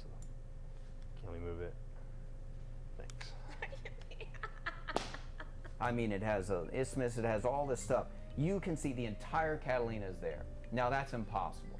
If you come from mud, just like millions of years of rain and all that stuff, just like piling down, and it turns into bacteria and it just kind of crawls into something else. And I come from a banana, That doesn't make sense. Because I was discussing it with people, and we got in arguments actually, and they're saying, look, you cannot see all of Catalina, it's impossible. What would you say to those people that believe they come from bananas? I would tell them. Are there any quotes you like to keep in your head or say to yourself? I'm being a camera, so I'm sorry if I'm making once you go flat, you never glow back.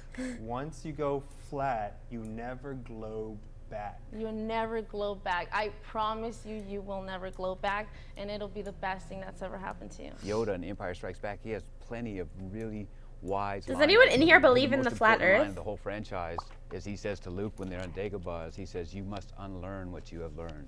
And that could not be more true. Because 2/3 of it... I wasn't making any progress with these flat earthers, so I decided to communicate with them the way they communicated with me, by changing the laws of physics and making up scientific experiments to prove something that has already been disproven. Here's a little something I'm working on. They do exist.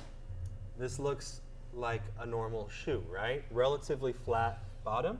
I made these, and I'll explain. This is what shoes would look like if the Earth were actually round. Yeah. Like this. Oh, yes.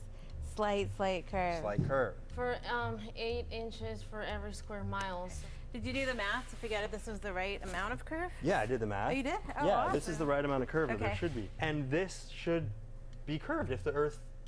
Everything should be curved on a bigger scale. All water should Your be triangle curved. Lake Earth there? Baikal in Siberia, it's frozen ice. Exactly. There should be 20 miles of... So you looked and you know. I know that everything should be curved, and it's not. Like, look. Exactly. Does this make any sense? It makes no sense. Oh shit. Can you go through? My heel just went through it, yeah. So how come planets orbit other things, moons orbit Yeah. planets, why are we not orbiting? Tell me why gravity We doesn't are make sense. There's so many different orbiting. reasons. There's if I jumped. What? Why We're stuck to the Earth, Why but we're do the not rules orbiting. only apply when they're convenient? Exactly. Gravity is utter nonsense. Okay, I'm jumping in place here. Why did I fall in that same exact spot? Because you're heavy, not because of gravity. It appeared I was beginning to win these flat earthers over. I'm feeling a lot of evidence right now. Yeah. This is like totally persuasive. If you were president They don't believe in or gravity leader either. and you found out that there was irrefutable evidence that the Earth was flat, what would you say to the people to enlighten them? I did not have sexual relations without flat plane. You're not an accident. I was an accident. My parents had me out of wedlock. I take this opportunity to renounce my presidency because government is outdated. We're going to have an anarcho-capitalist or voluntarist system from now on. If I lay down a beat, would you give me a quick rap? Flat Earth is under my feet. I have got you deep in the heart of me. It's flat as a mat. Under a cat. The Earth is flat, yo. The Earth is flat, yo. The Earth is flat, yo. Oh my god, she's killing it. I'm going to bring in something, just one Okay. second. All right. So I think this will help us prove that the Earth is flat. What would you call this area, the edge? Well, according to that AE map, which I told you there's some controversy about, you know, that's what they would say is Antarctica. In the middle here, what is on the outside edge? This is a disk of ice. Some people have theorized that there's like just tons of Earths and we are all kept separate, but maybe we all get the same television programming. So we have a 200-foot wall of ice. Yeah, there's like right here. But up like other here planets? we have a dome. Is that what she Glass means? dome that's surrounding us. That makes this basically, you know, what's the word? A terrarium. Flat Earth gravity work. Cool. Look, oceans. I could touch the dome right here. I could touch the dome. I don't know if you could, but you know, do you remember the Truman Show? Yeah. He did. Whoa. There's land. Did she watch the show? There's continents. She watched the end of the show. ocean. Thank you, Madanazimi, for the Twitch Prime. Because it's spinning. All the oceans curve, everything sticks. So let's see if water will stick to a spinning ball. Yeah, let's see. Okay, should I just pour it? Yeah. Okay. Oceans gravitate. Yeah, and that look what happened. It all flew Is off right that- on Oh, my, shit, on everyone my watching. crotch. NASA was developed. Oceans gravitate. Yeah, It and that did, look what yeah. happened. It all flew Is off right on that- my crotch. NASA was developed only to hide the truth. Yeah. You NASA.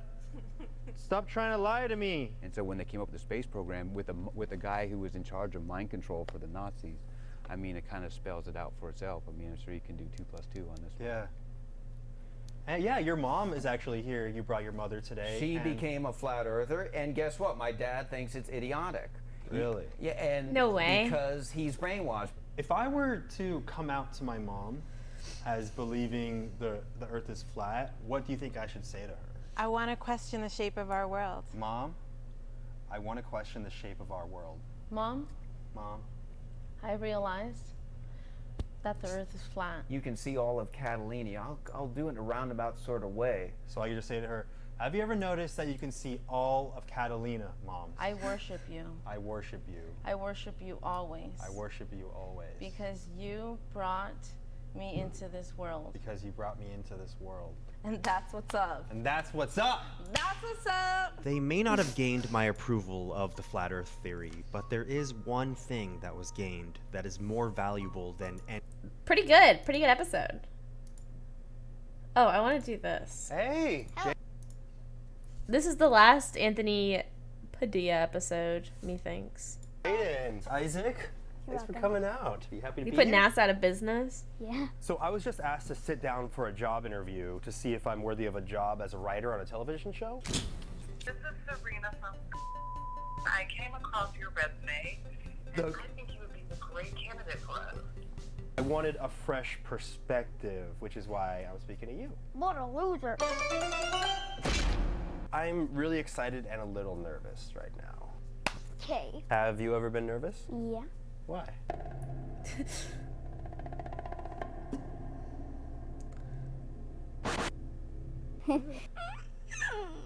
These are so different.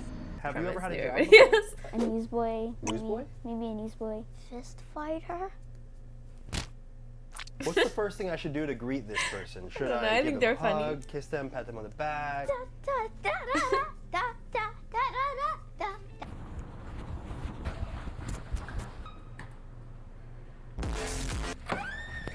What's the most impressive thing someone can wear? Maybe a fedora. Unitard. Okay. Unitard?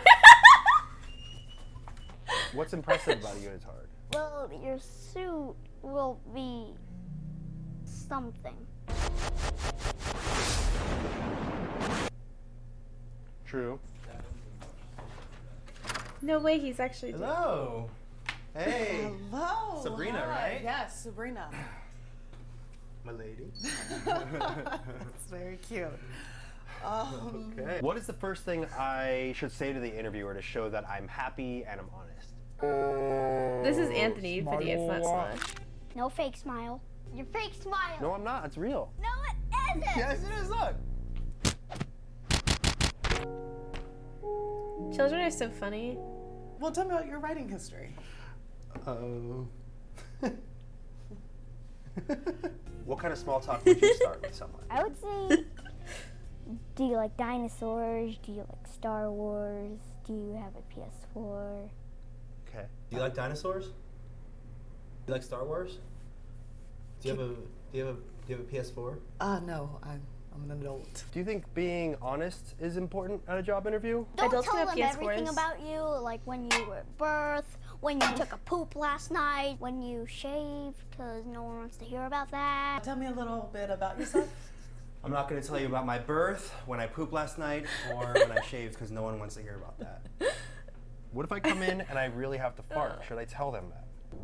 Should I be honest? Because you said honesty. I just told you to lie. Why are you trying to tell the truth? And I said, don't tell them about the time you went poop last night. What if I were to fib a little bit and make up a story about being really good at something? I would say, I've been with the Navy and I've been working with them for like 2 years. I've been with the Navy and I've been working with them for like 2 years. The Navy? For 2 years? Yeah, boats and stuff. Do you have a wife? No, Then tell them you're single. I'm single. Okay. What is the first thing I should say to the interviewer to show that I'm a happy and honest person? Hey, you want to hear a joke? What did the stoplight say to the other light? Don't look at me. I'm changing. You want to hear a joke? What did one stoplight say to the other? I don't know. What? Don't look at me, I'm changing. Oh, that's so creepy. When they ask for my resume, can you show me what I should show them?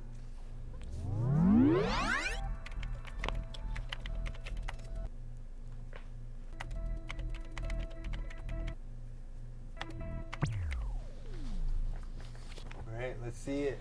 So I should show them. I don't even think I can read this. What does that say? Acting career. Acting career? STEM business? I have a stamp business. Gum class? What is? I don't even want to know about that one. What should I tell them when they ask what my strengths are? Your strengths, or well, let me see your muscle. My dad has a fatter one than you. Maybe like you could be like, oh, I've been going to the gym a lot. My dad can beat up every your now dad. and then maybe like pick something up. Okay, whoa. When it feels like the interview is over, how should I leave? I'm gonna go, but I got something to show you first. When you leave, you can do this. Oh, they both do dances. Bye. See, this is heavier than it looks. You see what I'm saying? Okay. Bye. Okay. Okay.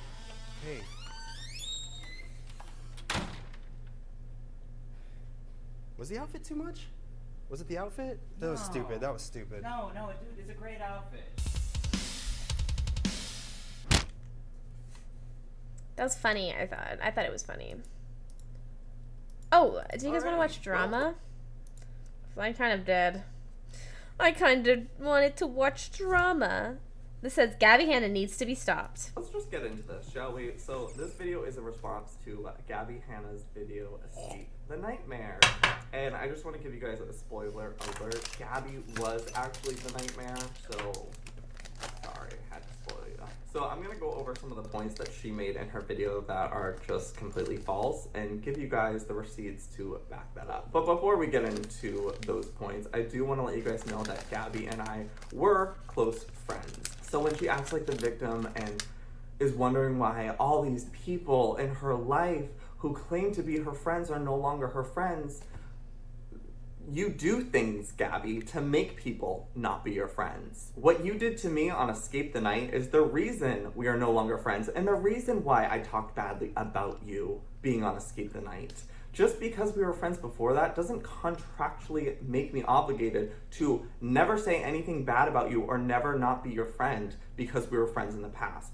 You did this. You ended our friendship, not me. The way that you acted on set of Escape the Night is why we are no longer friends. And if you want an example of what a friend is like on set of a production of your friend, take some advice from Colleen, who literally gave birth months before, showed up on set, was breastfeeding, went home after hours on set to her baby waking up and then having to be a mom and then coming to set the next day and doing it all over again. And the crazy thing is, Colleen was my #1 support system. Being on set of a production that's millions of dollars and having all this pressure is a lot. But Colleen didn't complain once, and she was my #1 supporter, making me feel good about things and helping me de-stress and telling me that everything was going to be okay. Meanwhile, you, who's also my friend, is making life on set a living hell by being disrespectful and rude and mean and foul to not only cast but crew, screaming at the director, demanding things, and calling a production assistant a dumb cunt is not how you act on set of one of your friends. Not even just your friend, any set in general. That's not how you act, regardless of your mental health issues. This is not how you act, okay? And that is why we are not friends, Gabby. And that is why I don't like you. It's because of what you did to me. You are not a friend. That is not how a friend acts. That's just not my definition of a friend. So my main receipts in this, there are some screenshots, but Thank I you, think my Wacky main Toast, receipts for the are Twitch Prime. people who were actually there who experienced what her behavior was like. And I don't think any words of me describing what she was like, or even her words of describing and owning up to what she did, can fully express and What the hell did I do? convey what it truly was like. But I am in the process of figuring out how to get the footage, the raw footage and raw audio, to show you guys what it was actually like on set with her and the way that she acted. But until then, this will have to do. And I do want to say a huge thank you to Rosanna for coming forward with her Twitter statement, expressing what it was really cute. like on set and kind of debunking some of the things that I like Gabby it. had It's said adorable. in her video. And also the friends who were also on Escape the Night who liked that tweet and support. I appreciate you. It means a lot to me because you guys are my biggest receipts that I have to really prove that Gabby was the one in the wrong in this situation. So I do want to go over some of the key points that she talked about in her video and debunk those with the receipts that I have. Okay, number one, I never once started this. Gabby thinks that I'm the one who started this. During interviews and stuff, people asked me like what it was like on set or what was season 4 like, and I was honest. I said it was awful because one person in particular was awful and made it awful, but I never. Okay. So that was that one, and now I want to watch. I'm not gonna watch this whole thing because it's an hour. Hey guys, welcome back to my channel. Jobs combined into one. I worked extremely closely with Joey and the entire production. Okay, let's see if we can get a clip.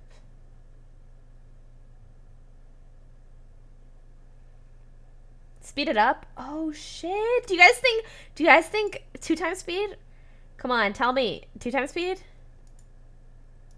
Production company with YouTube. I worked on everything from casting to fonts to art to billboard art. I made sure things were good on set. I was the liaison for talent 30 and their minutes agents. Since I didn't know now. everybody personally, because I did work An on casting hour? with people No, who were my thank friends, you. I We're was able to doing have this that in direct half one-on-one an hour. collaboration and connection with people. So mostly everybody I was on a name-to-name basis. I would just text people if they needed something. Anybody could always come to me for whatever they needed. Like I said, I was involved in every facet of the show production for the most part. One thing that I want to touch on first is in Gabby's video, she used ADHD as a crutch to excuse her behavior on set. Dude, a lot of people have a lot of stories about me being a professional. Her behavior was extremely erratic. It was very rude. It was disgusting. It is not professional. And nearly everybody on set had an issue with her. However, I have a big issue with her using ADHD as an excuse for that. Having ADHD or any mental health issues, first of all, does not allow you to act like that. While everybody is different and I respect that, I personally have ADHD, I have anxiety, I have depression, but I'm an adult and I have for the past 10 years I've taken care of that. I'm very lucky to be able to be on medication that works for me. I go to therapy, I work out almost 7 days a week to some capacity, and I know who He's I am. a rapper. And I do not let my He's going issues with mental crazy. health reflect who I am as a person. When I Speedrunning come on set, this I'm there to work, I'm there to treat other drama. people with respect, and I'm there to have a great attitude and collaborate with people. I wish his Period. name was And that is something that I had a Striker. major I'm issue trying with in to Gabby's cut this video. cookie Her on using that as an excuse is not an excuse.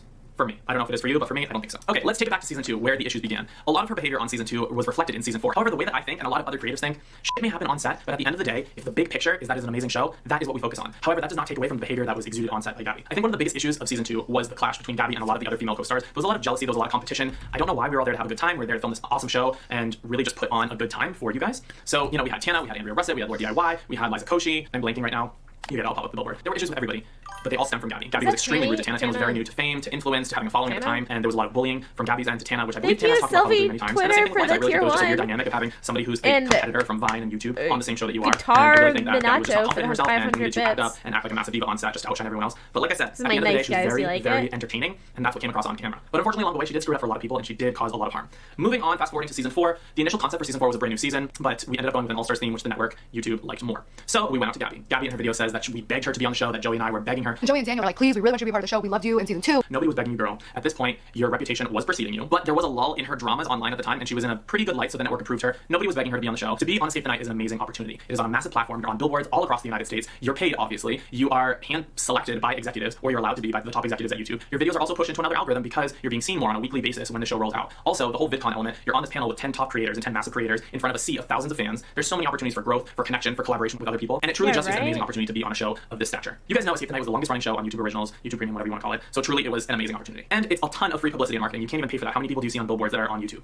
Rarely, unless they buy them themselves. I do have a little notebook of notes, so I'll be writing down occasionally. But production was during the week of March 11th through March 18th of 2019, here about 35 to 45 minutes outside of Los Angeles. So we either had a hotel for people to be put up by the location, or you had a private driver every night, a black car bringing you back to your house and bringing you back to set in the morning. You could choose, you could do a combo of both. We reserved about 20 rooms for cast and talent, so basically you could stay there if you wanted, or you could go home. Literally whatever you wanted, we were going to cater to talent. So here are some clips of the trailer and the first day. Here it is, there's a kitchen, living room, little vanity area there in the back, and over here is a bedroom. There's a shower if you want to take a shower, bedroom here, and a toilet. So actually on productions, especially with cast trailers, they aren't this nice. But because I know everybody on this season, like all seasons, I really wanted to make it something special. There's a bunch of candy here in case you have a sweet tooth. There's some fruit and vegetables, some little energy supplements, seaweed snacks. These are like more healthy snacks here. And then in the fridge, I'll give you the tea on what people ask for. So we have water, Red Bull, energy drinks, kombucha. Colleen literally only wanted Coke. We have fruit plates, veggie plate. Jason wanted protein drinks. As you can see, sweetie, that trailer is stunning. Healthy foods. There's also some junk foods if you have a sweet tooth. There's green juices, there's water, there's fresh fruit, there's fresh vegetables. There were ice pops in the freezer. There were almonds, seaweed snacks, healthy snacks, Cheez-Its, everything. Anything you wanted, we had it there. We even had hummus, vegetable trays, and all of those were being replenished daily by me. Again, not my job description, but it's something that I wanted to do because I was friends and friendly with everybody on the cast that season. I wanted everybody to be well taken care of. And none of that was funded by YouTube or the production. They gave us $500 to outfit that trailer for the entire week. So Joey and I took money out of our own pocket, upwards of $3,000 to outfit that entire trailer and make it look beautiful, have it be comfortable. I also had beautiful Barefoot Dreams robes made for everybody in the cast. They were personalized. I think bananas are healthy. It was like a little welcome gift to our friends. I and don't right know, here we have Gabby, some cast robes that I got custom made with the Escape the Night logo right here. This one is Colleen's. So clearly everybody was well taken care of. So I'm very confused with the disconnect here because I'm hearing a lot of there was nothing healthy on set. Skinny Pop. They have Case, Skinny here Pop are the visual popcorn. That's like representations of that. 10 calories for popcorn. That's good, I think. Okay, there's literally no healthy food. Also, Colleen was on set that season with her baby Flynn, which is insane. This was her first working job after she had a baby, and she was super excited to be there. She's a dear friend of both Joey and I's, and she's an extreme professional, and we're so happy to have her on set. We're able to actually get another trailer, albeit a little smaller, for her to breastfeed in private, and then she would come to our trailer and hang out with everybody. But again, that was another trailer outfitted with a bunch of beautiful snacks, wanted to make it comfortable. You know, anything she needed, she could come to me, and she did not make any extra requests. I think she just wanted like Coke and Cheez-Its. But of course, I put a bunch of healthy snacks in there too. There was also a running bathroom in there. She needed to change Flynn. Again, that is something we wanted to do, so we did truly go above and beyond for every single person and treated everybody with the utmost respect and dignity. Okay, first day of filming. First day of filming is my favorite. Everybody has these nerves and jitters and excitement. I was running on no sleep, so I was running around doing literally everything. I had an earpiece in my ear. It was just like all around a really exciting day. I wanted to insert a clip of Gabby here in her wardrobe. Here she is. I'm breathless. Yes. Oh my God, anytime we have to run for the challenges, I'm done. It's over. Done for, but guess what? Oh, Stunning. wait, give a turn.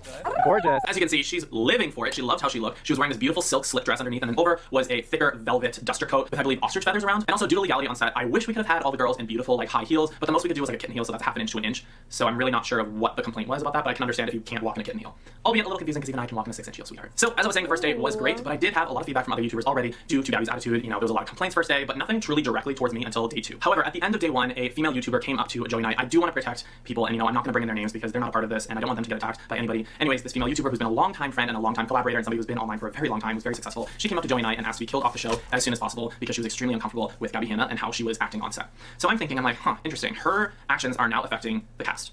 If her actions affect me, I understand that. I'm able to move past that because I'm a professional and I want to keep people happy, I want to keep it rolling. But now that it's affecting cast, and I heard something from crew, from the makeup and wardrobe department, we have an issue here. This is now going to create a very toxic environment because once it starts, it's really hard to make those situations better. I did want to talk about what filming is like on a set. Filming on a set in comparison to filming as a YouTuber, like in this situation where I have complete control of the narrative, there's only one camera in front of me, I can say exactly what I want. If I want to stop, I can. If I want to drink coffee, I can, clearly, anything. But the big difference is here, when you're working on a professional Hollywood set, it's no longer about you. You need to go in with a positive attitude, wanting to create something amazing, and that's what we were doing. Everybody on the set of All Stars has been in the industry for a long time, has worked on music videos, TV shows, pilots, movies, etc. You name it, they've done it, and they're all extreme professionals. However, it's not easy working conditions. We're filming for anywhere from 12 to 15-hour days in the middle of the night. We had night shoots. It was not freezing, but it wasn't warm. But the thing is, everybody had jackets. If you wanted a jacket, if you wanted to alter your wardrobe, we could get you another jacket that, you know, worked with your wardrobe. A lot of people did that. Some people didn't because they wanted their outfits to be seen, and that's fine. I had this absurdly ridiculous call time, and I literally told the producer no. So I'd literally just be sitting there for fucking ever. Like I said, the hours were long, and what we say in the industry is something, if you guys have ever worked on a set before, it's a lot of hurry up and wait. Hurry up, get a set. Oh wait, we're not ready for you. Go back, sit down. This is how it works. Unless you're Meryl Streep, unless you're an A-list actor, unless you have an Oscar or a Grammy, which I don't believe Gabby has either. There's no, you're gonna come to set, you're only gonna film for an hour, and then you're going home. That's all we need. It doesn't work like that. When you're on set, this is a group effort. This is something, it's a collaboration. We had a crew of over 100 people working on the show. People who are industry professionals who work every single day of their lives and work extremely hard to feed their families and keep a roof over their heads. They're not making thousands of dollars just like walking on a set and working for a few hours.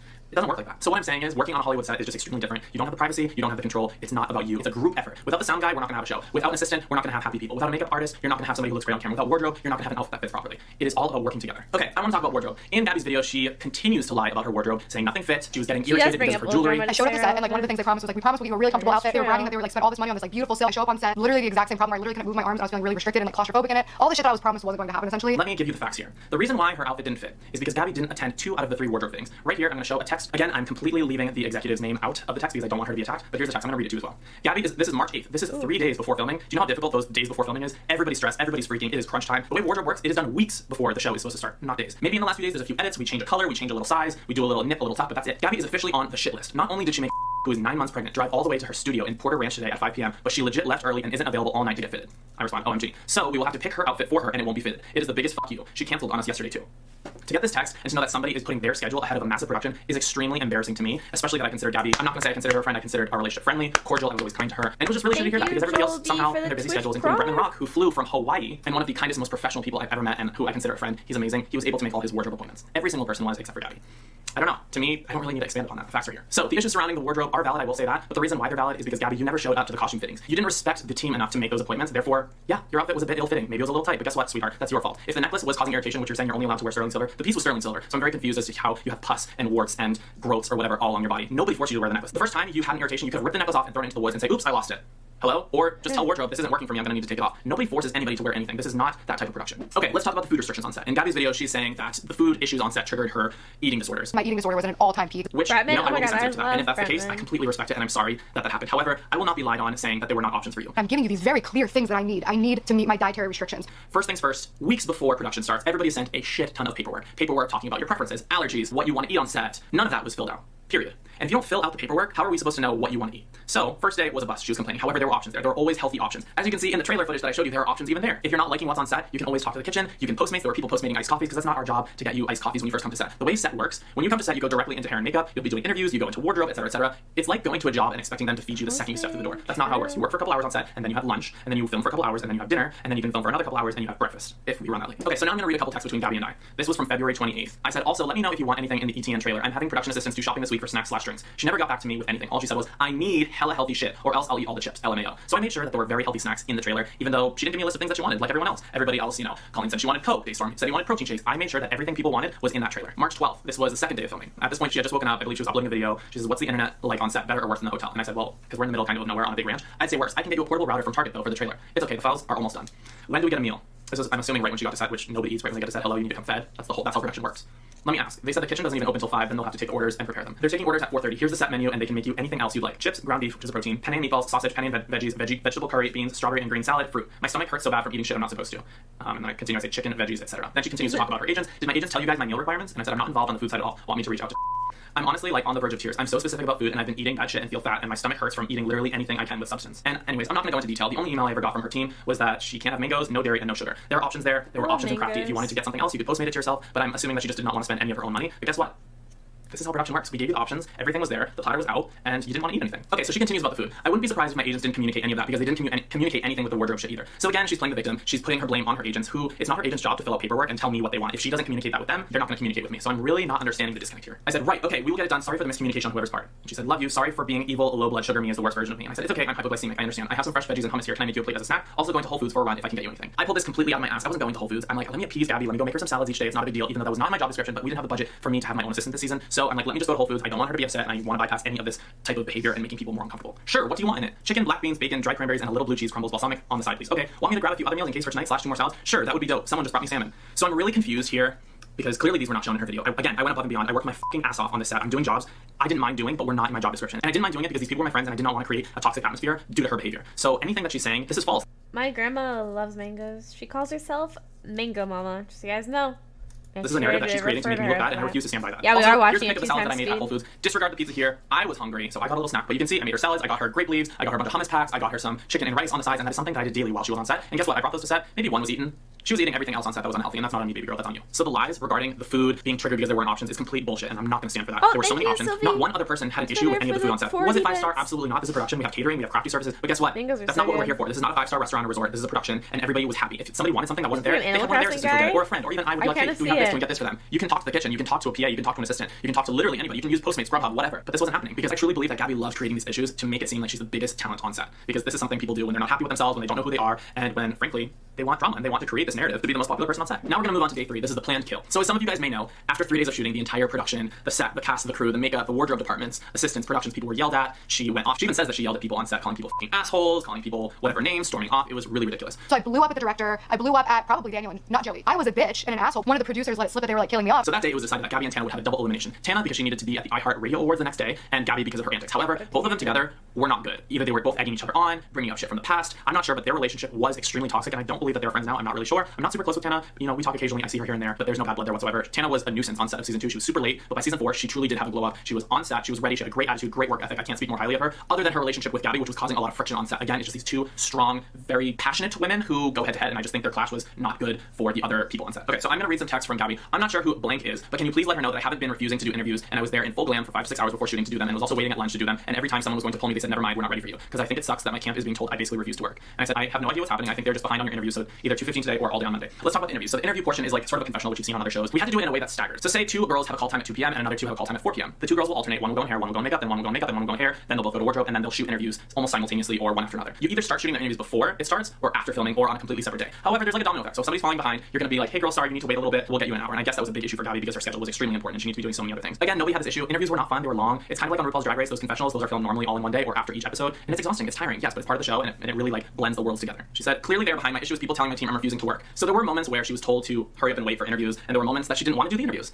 And you know what? That's part of production. I totally understand that. I'm now going to read a text from one of our executives. So we talked to our talent producer team, and every time she was told to be ready and on stand for the interview, she wasn't ready. Either her hair or makeup wasn't done, or she wanted to eat. The pecking order moved on to the next YouTuber, so naturally, Gabby fell behind in interviews. That's why she is needed. When she was originally asked last night to come in at 2:15 to make up for lost time, she said, oh no, I'm not doing that. I had an email from my agent saying, Gabby, you can't refuse to do interviews. And I was like, I'm not refusing to do interviews. So yes, that right there is a refusal to work. That was the only time slot that we had available for you, Gabby, to do your interviews, and you didn't want to do it. So that is refusal of work, and yes, that went back to YouTube, and that went back to your lawyer, and that went back to your agents. And that's why you got the email from your team saying that you're refusing to work, because that right there is proof you were refusing to work, period. I continue to respond. I talked her down. She understands where she responds. Again, awesome. Thank you so much, Daniel. I'm so sorry you're in this position. You're always welcome to pull me in. I'm here on set now. That, again, is a conversation I had with one of the executives on the show. So all in all, the reason why this double kill happened, Tana had to go to an award show, and Gabby was a absolute mess on set. You know, you can mouth off to me. You can treat me however you want. I can take it. I can compartmentalize this because I've worked on many sets. I've worked with everybody from Mariah Carey to Britney Spears to Wendy Williams to Katy Perry. I have the experience. I've worked on set. I know what it's like to be an assistant. When I first came to LA, that's what I did. I know what it's like to work 17-hour days for barely any money. And you know, because of that experience, I'm able to be the best talent and the best producer combo ever. I respect everybody on set because I know that it is a team effort and nothing happens because of one person. It is truly an ensemble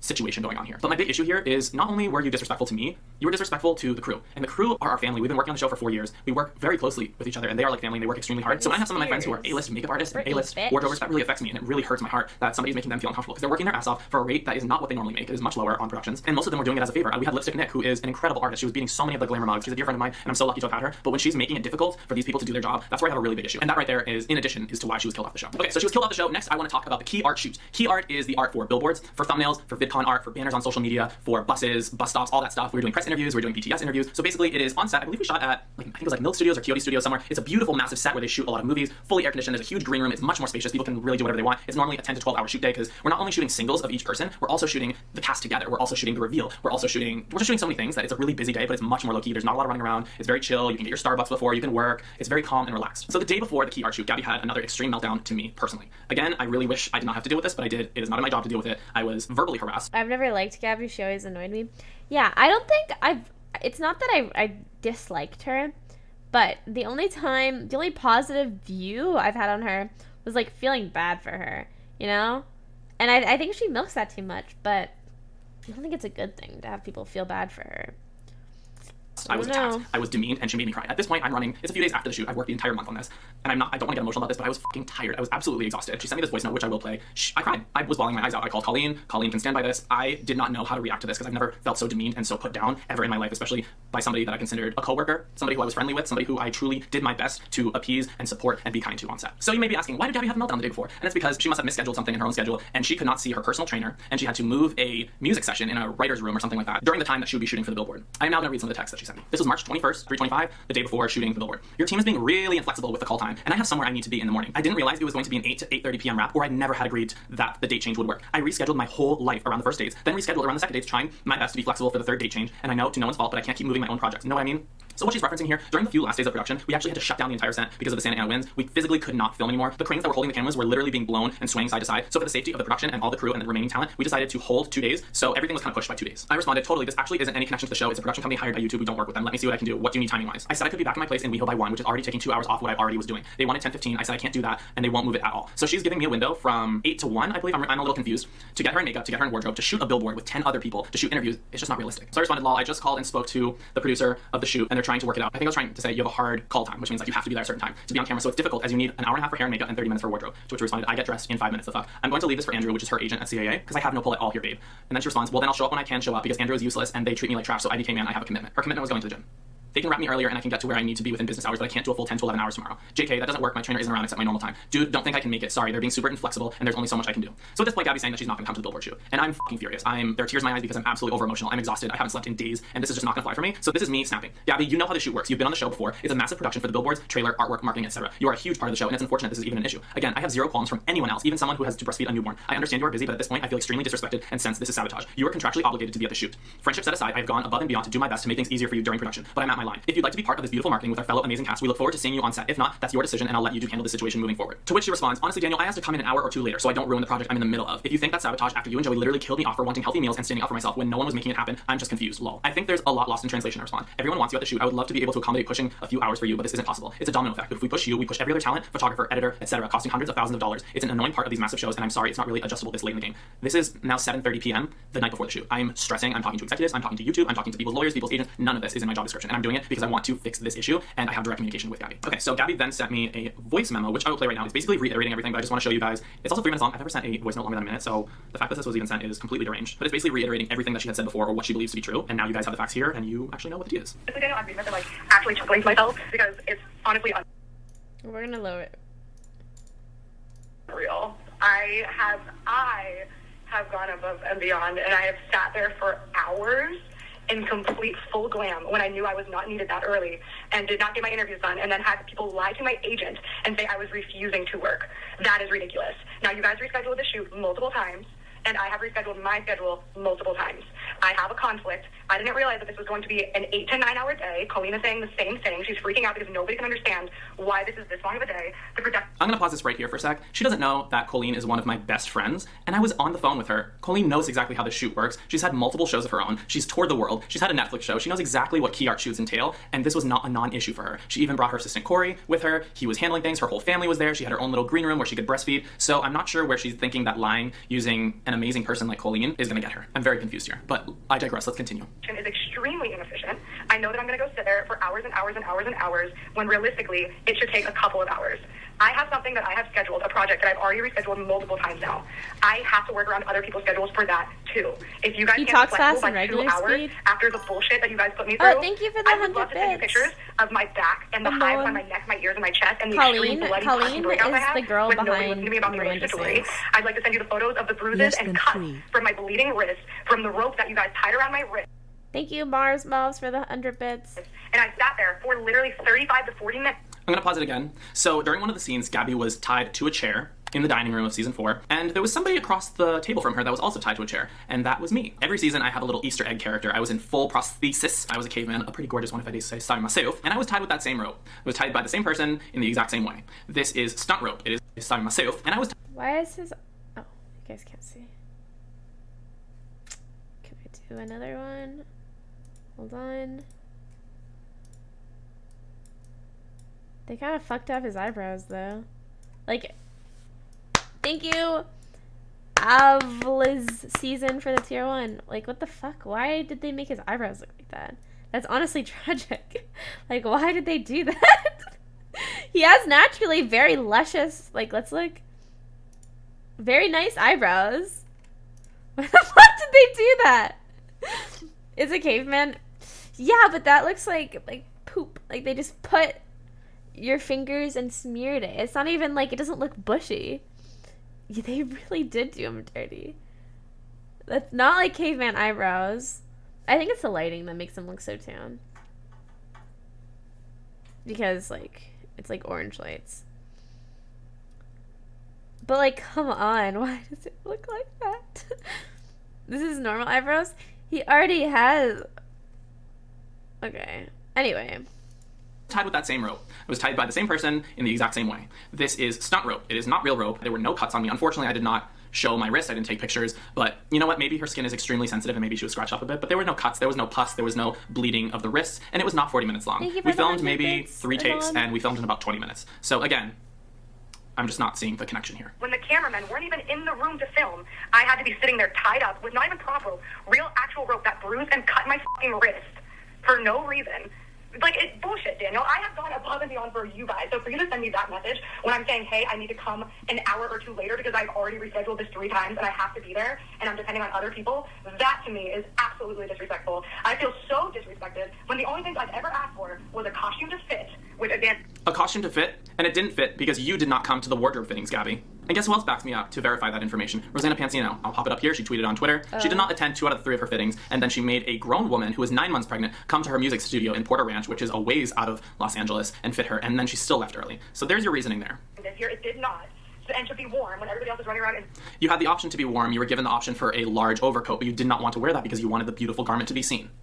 Fur and coat, and I'm in a sheer silk garb that was being specifically made for me so that I could have warmth.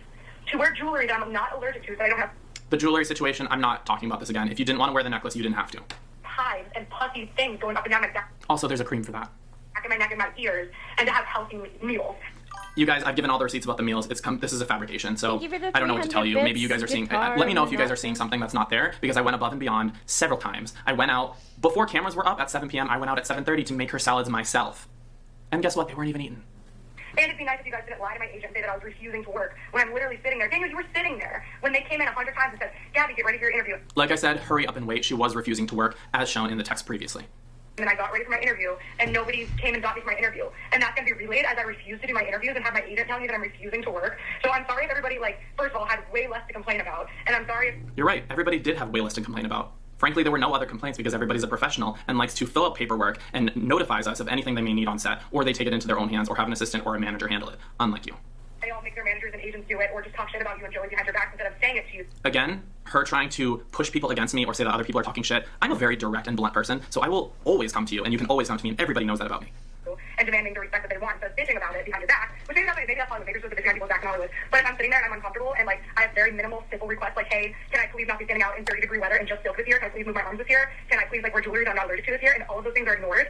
I'm sorry, that is unbelievable to me that you just spoke to me like that. So there's that. I mean, I think that I don't really need to say anything anymore. I've put out all the truth.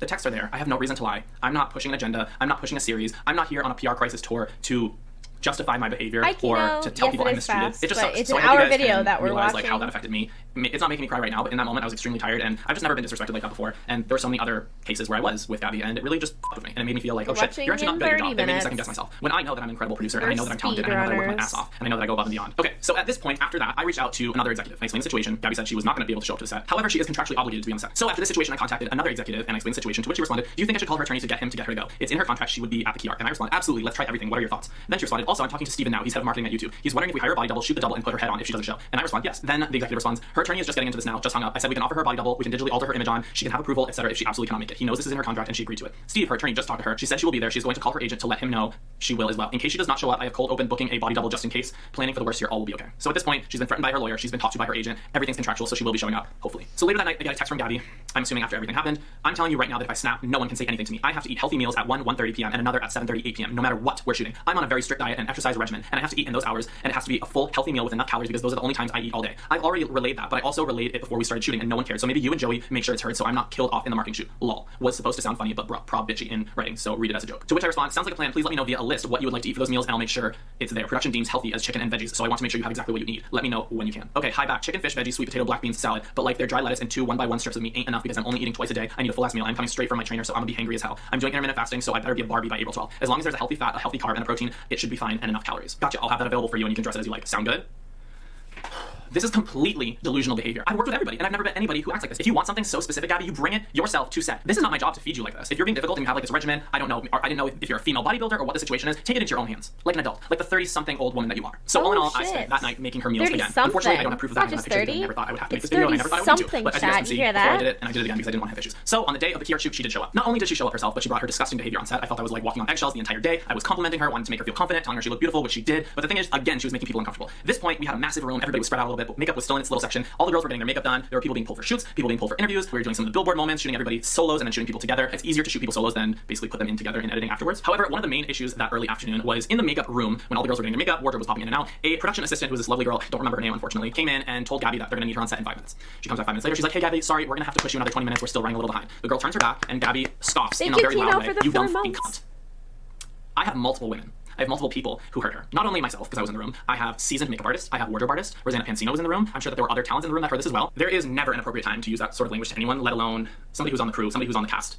To another woman, it is never appropriate. It is disgusting behavior, it is unprofessional, and it truly shows who you are as a person. And I don't think Gabby even really remembers that, but a lot of other people do, including Rosanna Pansino, myself, multiple makeup artists who are friends of mine, and other crew members and cast members who were in the room at the time. I don't need to name names. It happened, it's a fact, and do with that what you will. At this point, the behavior was exactly the same as it was during the filming week. Gabby was done about 70 to 80% of her work, and I made the executive decision, as well as other people in production, to cut her. I said, you know what? We got what we needed for the most part. Let's send her home. So I played it cool. I said, hey, Gabby, we're done with you. You can actually go home. To which she left. We were not actually finished, but I did not want to continue this treatment to anyone on set. It was just creating an absolute toxic environment, which is not, it's not cool, and it's not supposed to be the case. Rap days and shoot days like that are supposed to be fun. Everybody's supposed to have a good time. We're all chilling. It's supposed to be like kind of like a party. So what I had to do, if you guys remember, if you guys are fans of the show and have watched the show, we did a cast reveal video. This was a scene where everybody was shot in their glass cases. The video, it was kind of like a promo video. I'll pop it in here. And as you can see, Gabby's character is set way in the back, and her hand and the dress is covering her face. And the reasoning behind that is, that wasn't actually Gabby. That was Megs Cahill, who is an incredible makeup artist on set. I believe she did Tana and Gabby a few times. I asked her personally to get into Gabby's wardrobe because they were the same height and sizing-ish, and to stand in that box, and she did, thankfully. So that's why we sent Gabby home, because I knew that she would have an issue with that. We had to stand in the box for like an hour while stills were taken, and Joey walked around and flashed the torch and everything. It was beautiful, but that's the reason why she's set way in the back and her face is being covered.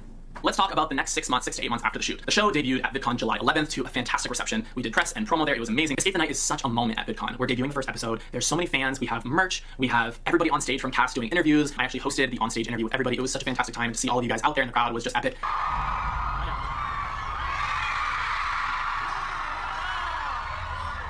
And that right there is that feeling that I love. So I truly was forgetting about all the other bullshit. I set it aside and enjoyed that moment, and it was so great. The show did so well. It was such a fun project, and you guys clearly loved it. I mean, it's done just so well on the platform. So the show debuted July 11th and ran until, I believe, the beginning of September. And then we also had the Escape the Night escape room for the month of August here in Beverly Hills, which was a total blast. So during those months, I really had to watch my behavior. I couldn't speak out on things. I had to walk on eggshells. I was kind. I was warm. I was a friend. And I truly did not feel comfortable speaking up because I did not want my words reflecting on the network or reflecting on Joey or anybody from Escape the Night. So I really just held my tongue about everything, and I was scared to speak up. You know that Gabby is a very volatile person online. Her reputation does precede her, and I just did not want a part of that. So I played it cool, and I was courteous, and I was me. I was professional. I'm going to briefly now touch on the home makeover series that I did with Gabby. You literally were just in my home decorating it for content. So she enlisted me around, I think. Why does she have so much drama on her? I don't know. Maybe she wants to be relevant. I think so. Because people like drama, like me. I like drama. I like to watch it. Maybe I should start my own drama. Oh, you can move this shit? Are you kidding me? That's awesome.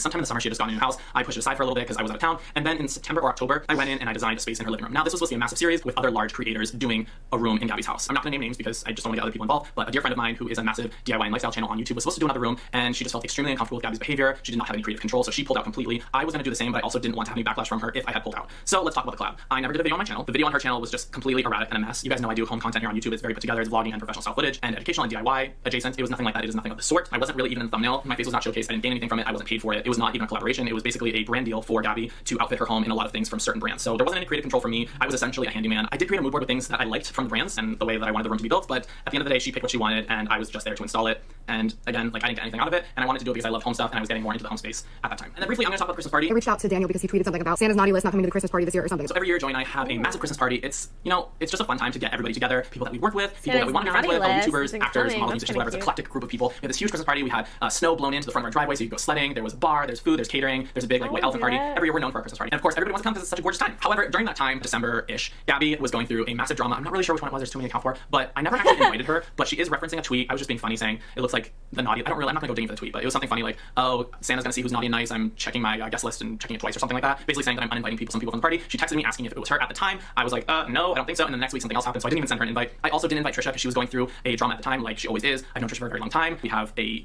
friendly relationship. However, she's also in a lot of dramas and has said a lot of shit about my friends, and I just didn't want that energy there. And she completely understands and respects that. She knows how this works. I didn't want other people feeling uncomfortable, so there's really no game here. I just didn't invite Gabby and I didn't invite Trisha, and if there's hard feelings, I'm sorry, but they put themselves into that own predicament, so it's not that big of a deal. I just didn't want to make our guests uncomfortable in any type of way, and I wanted to have a great night, and I wanted to have fun, and we did just that. And really that's it. This has been, I can't even say it's been freeing because I really have let go of this situation, but it's really nice to be able to put my truth out there. Not even my truth, the truth. This is the truth. You know, there are multiple sides to every story, but here are the concrete facts. One side of the I'm known for being outspoken. I'm always going to be honest, and I'm never afraid to say the unpopular opinion, and that's exactly what I'm doing here. But you know what? For a long time, I was afraid because I was scared of being canceled or being attacked, or I don't know. It's just, you guys understand. 2020 and 2021 have been such eye-opening times for me. I'm not afraid of that anymore because I truly believe that you guys respect my view and respect my voice of being outspoken and being honest. Take with this video what you may. I'm not going to ever address this again. I'm over it. I have never been a shit talker. I never start shit, but I will finish it. And you know what? I am quick to check a bitch when she's out of line. And Gabby, you are extremely out of line. So I know that this video was structured in a way that really hits every single point that Gabby does in her video. And I always truly believe that my words are much stronger than how they can come off on camera. I hope I did a good job at vocalizing everything and explaining every situation and having this be really educational. I'm not trying to drag anyone. I'm not trying to cancel anyone, but I'm also not going to be lied on. And I'm also not going to have my name be dragged through the mud and a production production company that I work with, and my ex and the show. We worked so hard to create this. We worked with so many incredible creators, and I don't have any negative stories about anyone else. Gabby There's in a been boxing few, iffy match. moments here and there. We worked it out, but nothing that That'd requires kinda this much be attention. good. I did write I a little feel like something. I'm Gabby sure you would guys, win, though. just a little note to Gabby, and I think that'll really wrap up this video. Dear Gabby,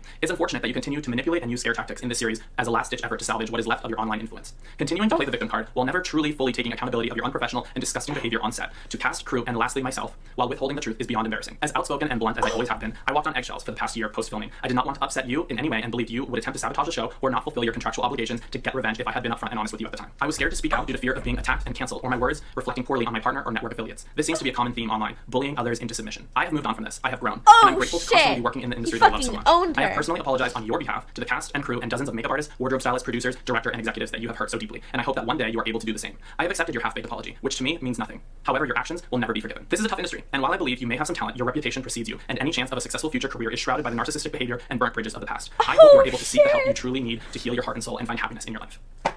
And that's that. I'm not going to say I hope you guys enjoyed this, but I hope you guys see the truth. Everything's there for you to take as you may. I enjoyed it. I think that really sums it all up, and I won't be talking about this ever again. However, if I'm asked, I'll always give my honest opinion. But yeah. She's got a point. She's an icon. She's a legend, and she is the moment. Now, come on now. I'll see you guys next. We did speedrun that.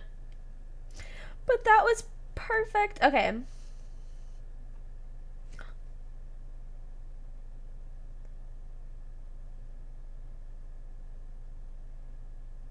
I don't know if I'm ready to watch that video. Who else had a video about it? Let's go back to Gabby Hanna's channel and see if there's anything worth watching.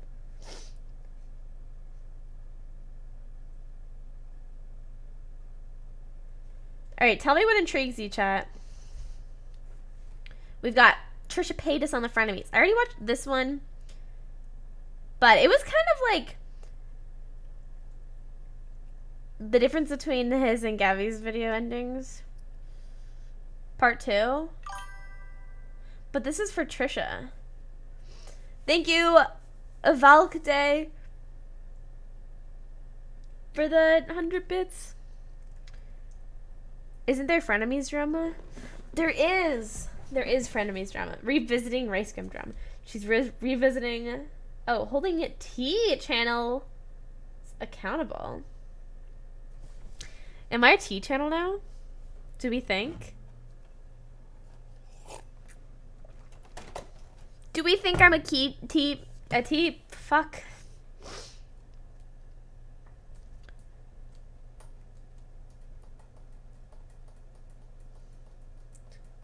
I'm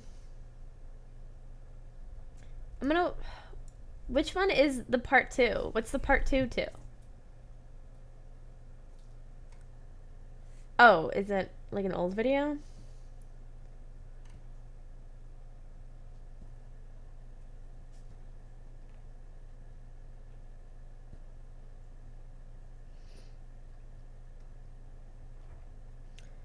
I feel like T channel vibes from Gabby. Yeah, these are T. Confessions of a washed up YouTube has-been. Okay. At least she's self-aware. I want to see what this is.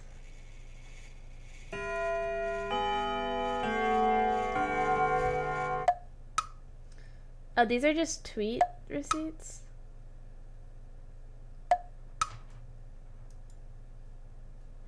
That's so... That's... That's unique.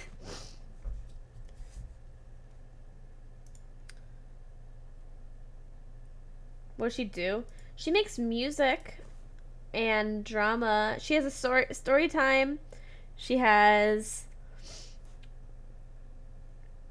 cleaning her house for the first time in a year. Drama. A truth or drink. She wrote a shitty book? She wrote a poem book, right? Okay. Let's watch this one.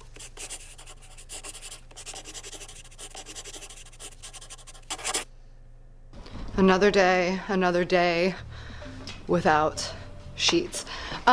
Weird. I actually don't normally do that. Anyways, so in my last vlog, I talked about at the end of it, there was a lot of stuff that I wanted to take ownership for, but I didn't want to tack it at the end of that one. I've actually filmed this video, or at least a version of it, a few times, and I never put it out because I was overthinking it so much and I felt so strongly about it, but I was trying to deliver it in such a perfect way. It just never felt right or fully, it was never quite there. The other day I was doing a Q&A and one of the questions was, what is your biggest regret? What's your biggest regret in life? See, questions like that are actually so hard because my biggest regrets ultimately did lead me here, and that's so corny to say. Oh no, I have regrets. Yeah, totally. I regret some content that I made, for sure, of course, because that stuff didn't need to exist for me to exist. And I realized, oh my god, for real already, the battery? The Grammys are today, and I was seeing some tweets and I saw that Blue Ivy, I think, won a Grammy for Brown Skin Girl. I never watched the music video, so I went and I watched it and I was like, god, this is so beautiful. And then I was like, oh, holy shit. How crazy is it that Beyonce and all of these women and artists had to write a song talking about accepting their brown skin?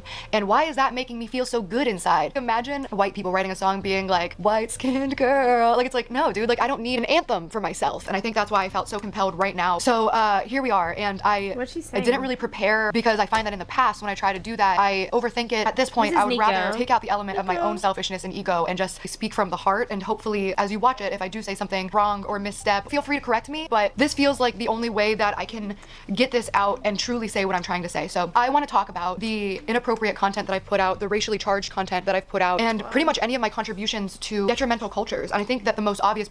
Well, she's just apologizing now. That's good that she's apologizing.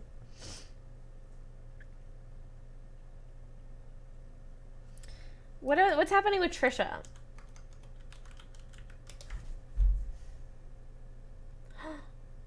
Wait, she's...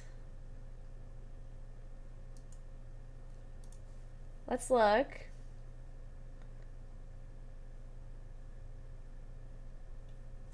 Okay. Oops. Look, wow, she lost a lot of weight. Her videos don't get that many views. Well, I guess these do.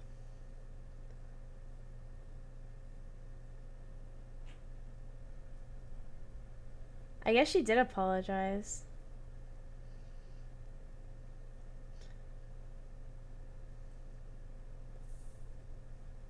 Enemies! Oh shit, let's watch both of these. Hey guys! Welcome to episode number 1 of my new podcast, Enemies. Enemies films every Monday and comes out on Tuesday because I lost my job hosting Frenemies. And I can't just break the habit of getting clam every Monday and talking shit. Wait, I have something to do real fast. Give me a second. You go. I think this might be a fun way to watch this.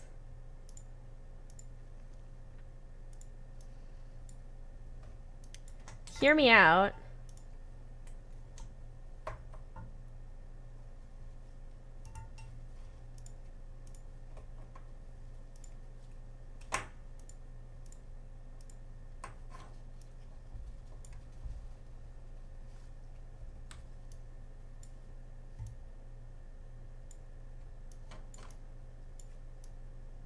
Should I flip her?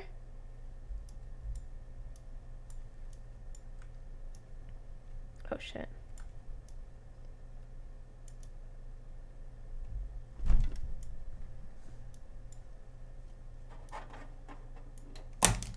Oh, my face. Okay. It's actually not talking shit. It's speaking truth. It's speaking truth. And so I don't know if this will be a weekly thing. I'm really just messing with you, but I don't know what it is about Mondays and just putting on the facade, putting on the Trish glam. Like, I'm not really sure what it is, but I just feel feisty. I think all throughout the week, I'm just like, I'm chilling, I don't want any drama. And then, like, Mondays come around and I'm like, it's on. So yeah, this is the podcast Enemies, where I just make enemies because that's just what I do. And I guess I owe it up to my disclaimer. I actually don't want enemies, but I was talking to my squad this morning, my friends, they're also my friends, whatever. We just talk and they're talking about how when people are like, how's Trisha in real life? Is she drama in real life? And it's so funny because it's like, I really don't feel like I am the drama. Am I the drama? Maybe I'm the drama. I really don't think I'm the drama. I really just like, I really just like hold my ground. Like if someone says something about me, I'm gonna defend myself. You know what I mean? Like I feel like I don't just randomly pick beef with people or bring up stuff from 10 years ago that like didn't even happen. You know what I mean? She does that. I try to hold weight. Anyways, is the things gonna be like hard. I don't know. The first thing I want to talk about is I really like the topics. Honestly, I really wanted to make this like an hour long, like let me sit and have a podcast, but they are the I just don't care that drama. much. I just don't care about this at all, and that's why I'm gonna watch it with you guys for the first time. So I had seen all week, not like a lot, but people just like, Jeff Whittick totally shaded Trish. Ooh, and I just like laugh at that because Jeff's like a little puppy dog. Like he always like actual, like that's why I thought it was so funny. So throwing it back to the Starbucks incident of it all, I thought it was just so funny because that was the reason I even pulled that story is because of how like, I sped it up a little bit. Jeff, he's been to prison. Like that's what that group is. I don't know if they're like playing that up for the camera, and like that's his character. Oh, Prison Jeff, like Prison Mike from The Office. I'm not really sure, or if they actually were like, wow, he's tough. He went to jail for selling weed. You know, I don't know, but either way, I thought it was so funny when I saw him at Starbucks and he did like just leave his coffee and left, and then he tried to act all tough and be like, yeah, so I respect it. Like in reality, he was just scared. Yes, he's scared, but it's fine. And I'm no shade. Like what I was doing in front of me is he's like, you guys, you know, he called me like, you have power, you have to say where things go, and I was like, I don't think you have the power. I was like, I really just spoke like I am now. Like I will speak the same truth I spoke on front of these, but people don't care if there's not like a man next to me. And that's just like the world we live in. I'm not trying to be over here like feminist, whatever. Like I'm fine with that. Like I'm happy to leech onto another dude like for my next venture. Like, you know, that's just how it has to be if my voice is gonna be heard. But I'll be the man next for like to years, you. you know, and I guess just having someone else like validate what I'm saying or getting out to a bigger platform. I'm grateful for it. I'm not knocking it, I'm grateful for it, but it's like I've been saying this stuff for years and you're the one who like anyway, I don't even know what he said, but like let me try and find it because I literally just didn't care. I actually don't even know. I saw something pop up like Jeff Whittick talking about Trish or something, I don't know. So I tweeted something yesterday because I literally got yours. I was like, I love Jeff. Yeah. I like Jeff. Like honestly, again, none of this is meant to be shady. Like when we talk, he seems normal. And he like you seem like a normal person. I was like, you were crazy. Obviously, that's not my type to be friends with, but respect. He monetized his pain, and I can respect that. Jeff Whittick, Trisha. I don't even know how to find that. I was like, I probably go to Jeff and go. I'm like just going. Jeff Whittick talks about Trisha Paytas. Is this it? I don't know. What did she say? What did Trisha say to me? She was like, saying our relationship's toxic. When you almost got killed by your friend or something like that. Like, oh yeah, it's like a shot at it. And everybody liked the tweet and loved it. Like it was some big major clapback. Like you guys had a fucking fight live that fell apart while eating Domino's pizza. It was live. It was live. Yeah. Okay. You know what I mean? Like he's like this little puppy dog. You like can't kick him down. Like even when he came on front of me, and he would just lie. We had the photo of him being there at like 1 a.m. with the girl literally passed out. I'm gonna chalk it up because he does say he have brain injuries, and I in no way I'm trying to like make fun of that. I'm gonna talk about something maybe he just lost some brain cells because like it wasn't live. Like you know what I mean? Like it wasn't live. And what was the thing he said? Or no, actually, it wasn't live. It shows the air of their fights, and that's content. That's the content you want to make. Look, people love the drama. You know? Also, like, a little bit fat shaming with the Domino's pizza, a little bit of a trigger, okay? Because he said something that's so funny, because I don't even know, like, he's like, everyone thought it was a big clapback. I don't think anyone, like, I don't think that's fat shaming. I mean, there was Domino's pizza. I'm fine not being taken seriously or taken at all. Like, I've said this once, I'll say it 5,000 times. I'm the cockroach of YouTube. Like, I don't go anywhere. Like, where am I supposed to go? People are like, you need a break. You should take a break. What did I do? Okay, I said a segment sucked. I went on a tirade. This is what I do. This is who I am. Enough of this one. I want to watch. Hi. Me again. So I'm in a good mood. I think I'm in a good mood because I finally started I've always started like taking care of myself this past week, like probably stuff that like everyone just does in like life so they don't die, like, you know, eating decent meals at least like a few times a week and like, you know, getting some physical activity. She isn't I really just like been neglecting that in so many ways. Like I kind of just been like stuffing my face with like pasta and cheeses for like lunch and dinner and just not working out and just really feeling like overall bad about myself and not getting sleep because, you know, I would have anxiety and just not really taking care of myself. I really thought, oh, I'm in therapy, like that's all I need to take care of myself, but it's really not true. And like the very first thing, if you go back to my videos from like May 2019, mid-May, like the very first thing my therapist told me was like 4 things, which is like get plenty of sleep, get out of the house and socialize at least a couple times a week, and, you know, eat a couple meals that are good for you, put good stuff into your body, and do physical activity, like even for 20 minutes a day. And I just like neglected basically all that. I was like, oh, whatever, I'm in therapy. But those are like, can we do this? Can we, like, trying to come up with an option. I never want to come across as like ungrateful to him, especially because like I was super grateful, and I am super grateful for everything that show, starting at the set and like I was grateful, and I said it on the show, like I did like showing up, I did like being a host. It was so much fun because when I did my own podcast, you know, even with the help of podcast phone, like I did do all the setup and push the record and make sure it's right and compressing files. I mean, it is a ton of work, and I've always was very grateful for it, and it obviously turned into something super big where people were excited about it. And you know, when you're in something, for me, when I was in it, I didn't think of it as, I thought it was cool. I remember like, it's crazy how people are like us, and I think he had mutual feelings because, you know, Ethan for some time too had his own share of, he's grown too, let's just say, you know what I mean? He was at a place and he's changed tremendously, and So we both were kind of like these problematic people. I think I was looked at a little more problematic probably because I do have outbursts and I am emotional and I look a little more chaotic than most people online. So, you know, I was grateful, and I really just apologize the most for breaking trust, and that's the worst. I don't even know what she's saying. And this is something maybe you should have called her. Like, there's so many times. There's every day I'm like, I should like. Oh my God, get to it, Trisha. When you're the one that's in the wrong, me in the situation, bro. It's harder. It's harder to be like, let's talk. Because you're the one that caused the hurt and the wound and the affliction, and so you have to wait for that to heal. You don't want to put salt on a wound to make things worse, and it's up to that person to, you know, I don't know. That's how I think of things. I don't want to push something. I don't want to add make things worse. I don't want to. This is actually stressing me out. When I posted the screenshot, you know, I posted. Why would she post this? Like, cut it. You know, cut it. You can cut. You can edit videos. I don't think this is all in one. There's no way she edited a single thing in here. A manic reaction to feeling rejected. Like, I also feel bad for Ethan. I apologize to all the H3 staff and also /Frenemy staff. I apologize. Let's go. PogChamp. Everyone say PogChamp. I always appreciated you guys. Obviously, I said on the show, I said before the show when we did the podcast, I was like, I don't want H3 leaking over here. Because it's just totally different content, in my opinion.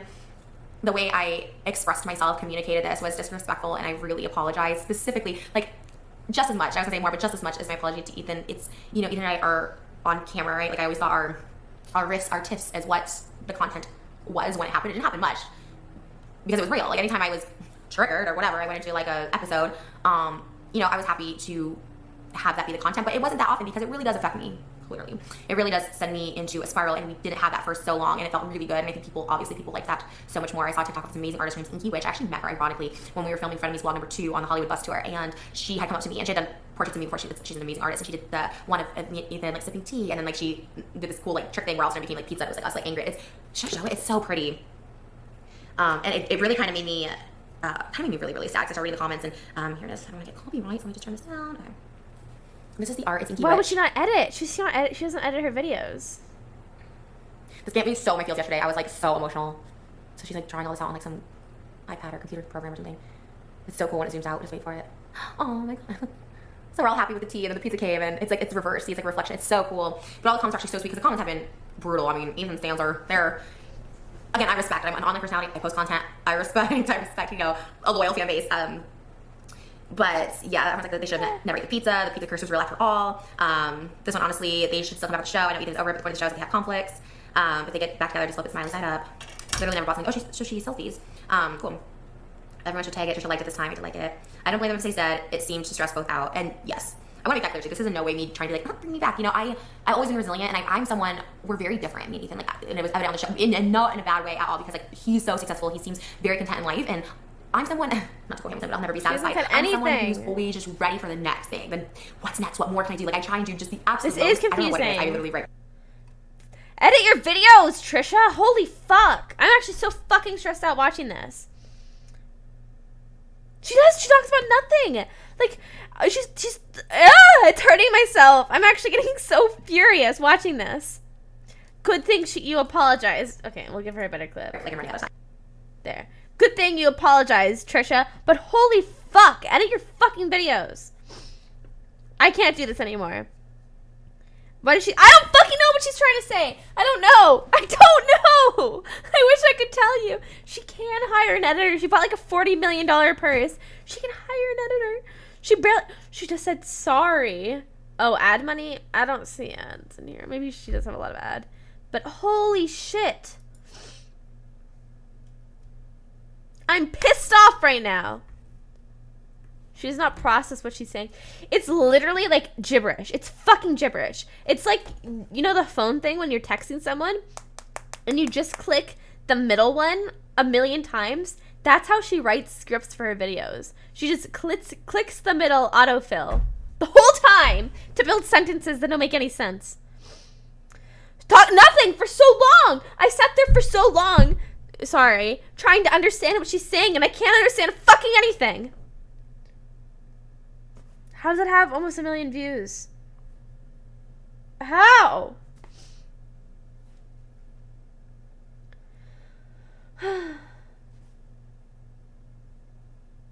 Oh, maybe she does. Maybe my just ads are off in this.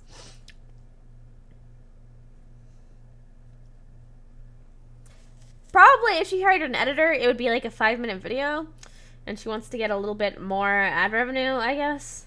And people want to click on a video with a lot of minutes because they're like, oh, lots of stuff happened here. She was talking about like a TikTok and stuff. And she was like, let me show you guys. And she showed with her phone. Why? It was probably things that will sabotage her, right? Why wouldn't she just put the video like on the screen, like edit it on the screen? Do you know how easy that is? That's so fucking easy. That's so easy. Why doesn't she just edit? It's not like there's no way she doesn't know how to edit. She's been a YouTuber for how many years? 18 minutes of rambling and 2 minutes of getting to the point. There's never getting minute to the point. It's like 18 minutes of rambling and 2 minutes of content somewhere in there.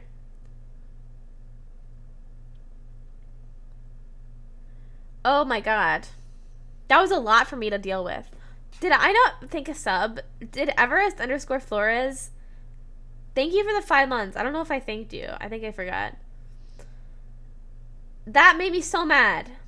That pissed me off. That irritated me. I didn't like watching that. If I'm being completely honest here. Oh.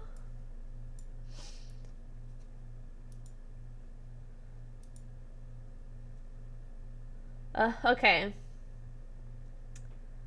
Fuck.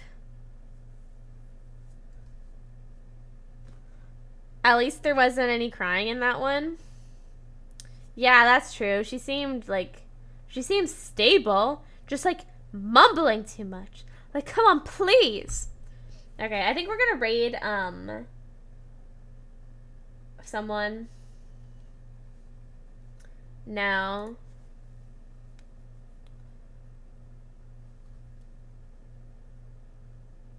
Oh shit.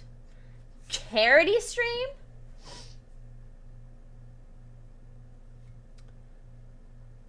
Wait, is a lot of you, thank you for sitting with me through 6 hours of streaming. Fuck, I hope she's still streaming. That is a really long Fuck, I hope she's still streaming.